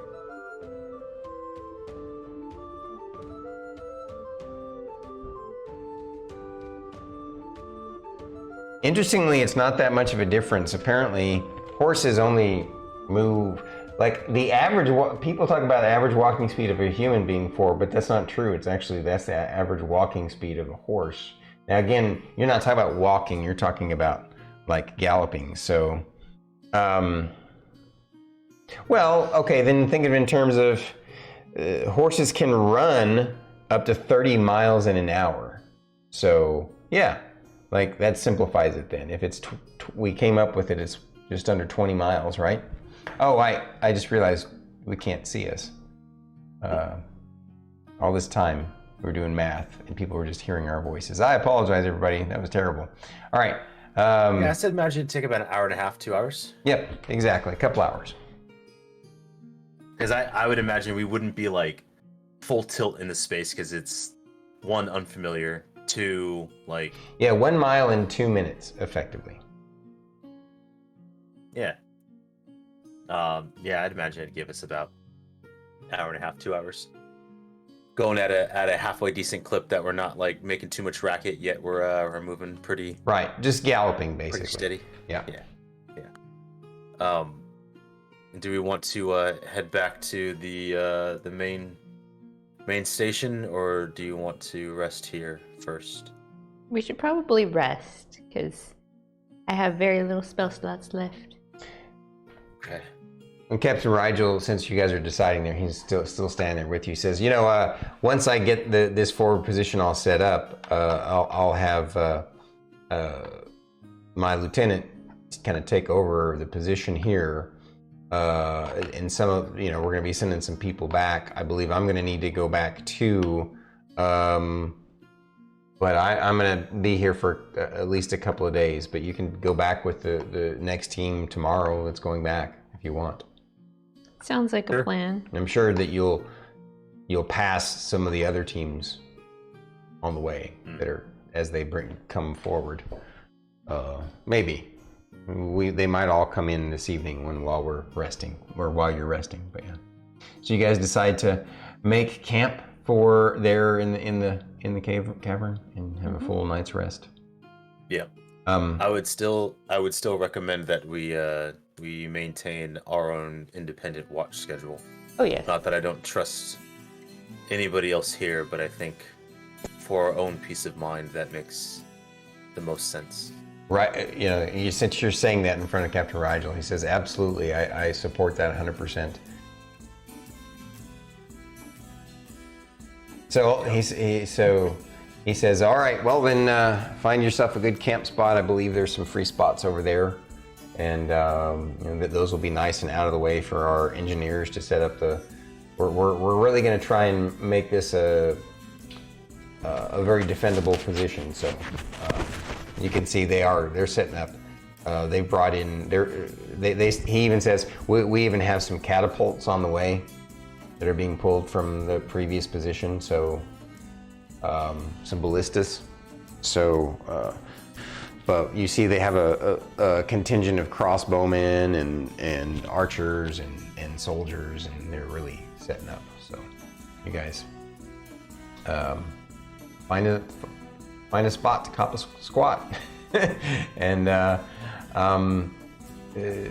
yeah, so you all gonna do the full night's rest, and with that, this is actually, it's a little bit early, but this is a perfect way to wrap up. Yeah. And then you guys can also, I will say this, in the middle of the night, there are, you do hear a few cries out of soldiers discussing, basically, you wake up a few times It's not like a full invasion, though. What you find out is that the soldiers are calling out when they see scouts from the enemy come forward and check things out. A couple of times in the middle of the night. So, but no whatchamacallit. No combat. Right. No contact. So, yeah, you guys get all your spells back, get everything back. And poor Fern, she looks sad over there. You okay, Fern? Yeah. Yeah, she's fine. Okay. Looking at the camera, it looks like she's far more sad. It's just the lighting. Careful with that. No, Fern is still really upset. But the Druid is fine. Fern is very upset. I don't know why, but it changed. I did something wrong. What did you? I don't know, but it's saying I only have 70. There's 67. What? What do I do? I will help fix that later. We'll do that as soon as we're off. It's fine. You're at, what was it, 82? Yeah. Okay. Just write that down. Anyways. Anyway. Yeah, Fern is angry. Fern is angry. So yeah, poor Fern is upset, and you guys did good job fighting off the dire troll, Roscoe. Oh. And you found some secret walls. So we are done. Yes. Yes, you all rest, and we're gonna wrap up this evening, but we'll hang out with folks for a little while before we wrap up, since it's so early. Okay. Or why were you about to say? So I wanted to ask, and I wanted to make sure that this was understood, that this wasn't an in-game context of question. This is just player question. Yeah. So now that it's dead, as players, what was that thing? It is a dire troll. It's a dire troll? Yeah. Oh, okay. And while you guys were on your break, I whispered to the community in the intermission that it's a challenge rating 13 creature by itself. Woo! Is that the highest challenge rating we've had? Yes. Yeah. I mean, of a single creature. Yeah. Of single creature. But technically speaking, if you combine certain thing, like for example, I think technically the giants themselves, that team of giants, might have been a higher challenge rating effectively than it by itself. Yeah. But you handled them very well. Used up some of your resources to do so, but yeah. So, 47. So what are the challenge ratings of everything we've fought so far? Oh, that's right. You need to know that so that you can get paid, right? Yes. By the way, did you guys remember that for to tally that up I for have the a undead? List. You tallied it up for the undead? I have a list. That's why I wanted Is to that a ask yes? you. Yes. Okay. So I just don't have challenge ratings for all of them. Oh, I didn't give you the challenge rating for the undead? Nope. All right, let's start with that. Ghoul. Where's the challenge rating for Ghoul?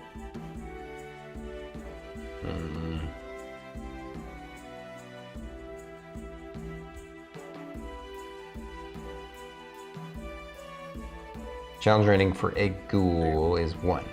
Okay. What about a white? Actually, let's go with ghast next. Oh, you know what? That's a good point. What? You have a question?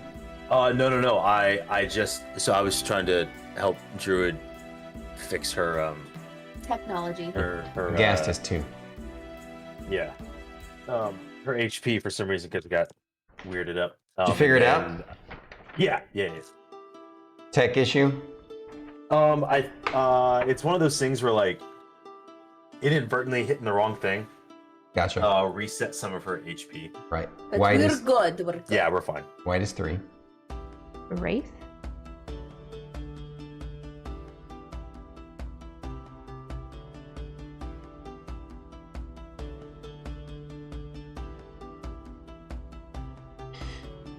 Five. Bone claw. So, if I remember correctly, that's a unique monster that it would not be on the MGA's list. So they would need to know, kind of trust your instincts on what you think it might have been. I'll get that in a second. So I'm gonna let you roll. What would you roll?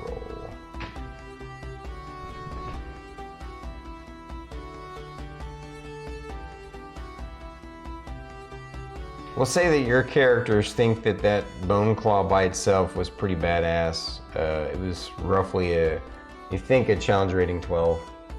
Jeez.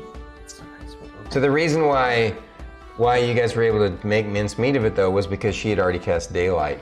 The reason why a bone claw is normally so really good is because it has something called shadow stealth. While in dim light or darkness, the bone claw can take the hide action as a bonus action. So this giant ass claw bones thing could have been hiding in the shadows and sneaking around behind you, doing some nasty stuff. It also has shadow jump. If the bone light is in dim light or darkness, each creature of the bone law's choice within 5 feet of it must succeed on a con save or take necrotic damage. But you nullified that with your daylight spell. So, What was the CR reading? 12. 12. All right, and then what's next? Skeleton warrior. What skeleton warrior? We fought 3 skeleton warriors. You did? Yes. Those That are came in with the sub-boss. Okay, those weren't actually skeleton warriors. Those were, what did what do we call those things? Deadlocks. Right, so they're technically actually, just so you guys know, out of character, since you face them now, those are deathlocks. Deathlocks. Yeah.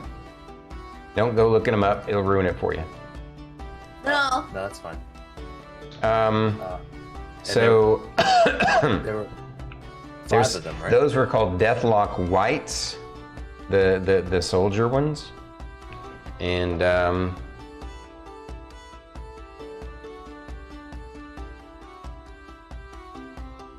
actually, There were it's easier how if many I of those were grab there? the There book. was 3 of them. There's. I think there was 5 of them because I have 5 bone toes. So there are 5 total Deathlocks, but they were all different. There's different tiers of Deathlocks. There's Okay. Deathlock Whites, Deathlocks, and then there's the leader that got away. Where's the Okay. book that I? Is it this one? I think it's this one.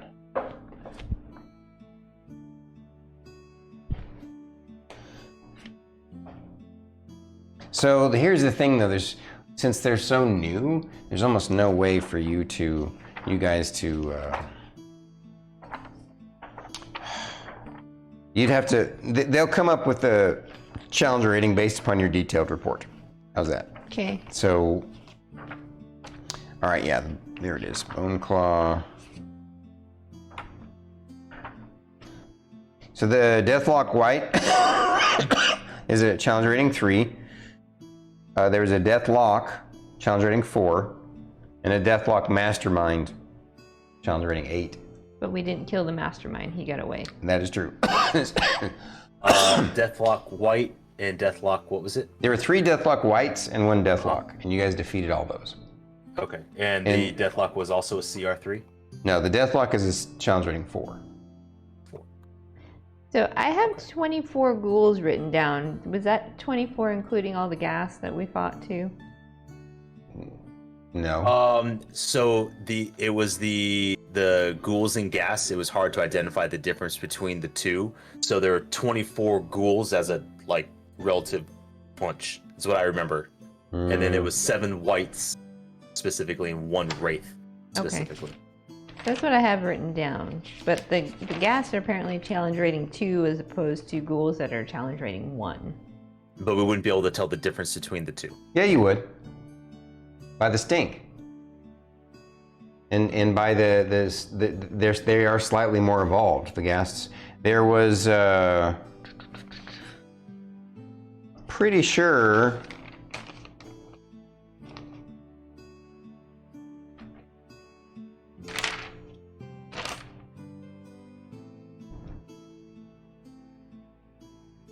So just speaking of the 2 battles, the 1 battle in Graveyard and then the 1 battle in the Mausoleum, but there would be effectively 5 ghasts So subtract, if you're right about the 24 number, 1, 2, 3, 4, 5, 6, 7, 8, 9, 10, 11, 12, 13, 14, 15, 16, 17, 18, 19. Yeah. 19 19 ghouls. ghouls. Okay. Yeah, and then don't forget about the 3 ghasts that you guys fought in the random encounter. So 5, 8 ghast altogether. I think so.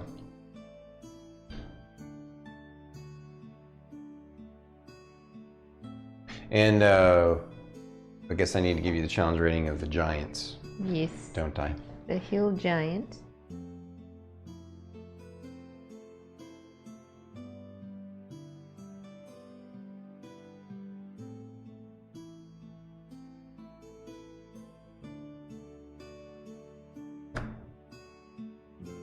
Hill giant is a challenge rating 5. Stone giant.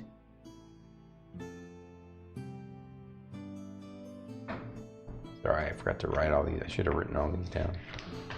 Challenge rating 7. Or which one? The hill giant, or stone giant, excuse me. Stone Giant and 7. Yeah. Frost giant.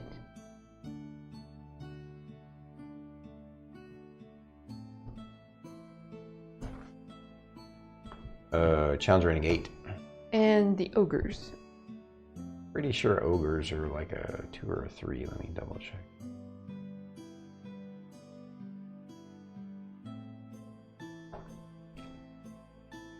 What is Frost? They're normally a 2, but I believe these were armored, so I'm upgrading them to a 3.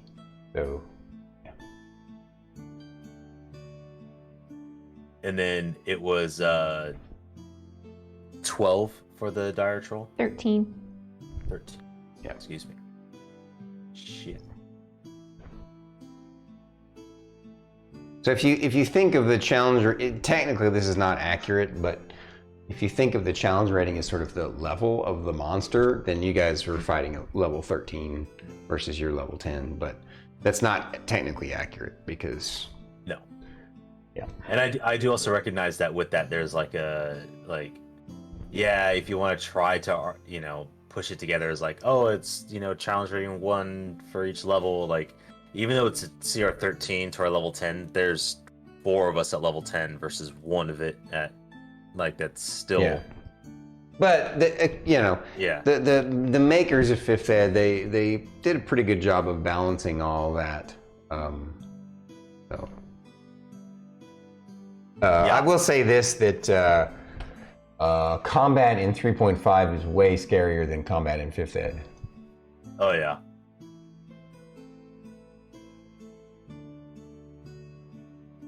Excuse me, so sorry. Okay. And then, are you doing the math right now there, Starkitty? Yes. Okay. Why were you two? I was just about to. 500 GP per challenge rating. It's a lot of math. Jocko's eating. Let you guys do the math. I'll let you guys do the math. I'll sit here and hang out.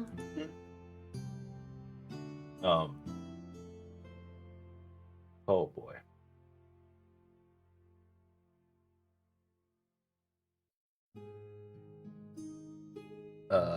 Can I just get a scrap paper? Thank you, Druid.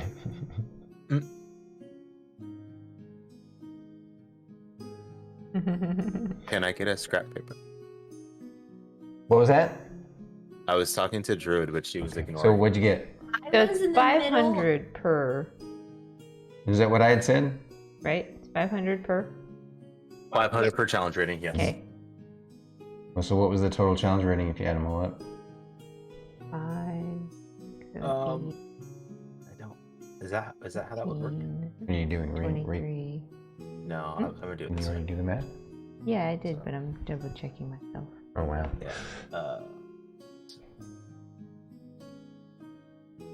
Well, also there were multiples in these challenge ratings. I mean, if my math is correct, that's 67,000 gold pieces. Yeah. Not including any bonuses.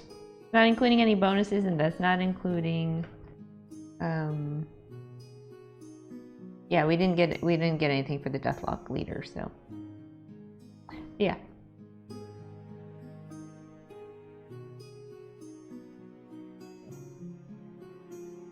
Yeah, I didn't mind telling you guys what it is. It's in one of the other books, but yeah, it's my own version of it. Thank you for the stretch, Druid.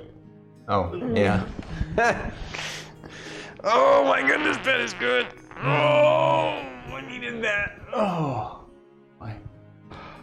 Well, guys. All right, now you got that worked out. I'm glad that you remembered that. What? Oh. The challenge rating stuff. So. Yeah, we're bringing in the bank for Jocko. Yeah. Oh yeah. Right. Your guild too. True. He's just investing it back in the guild.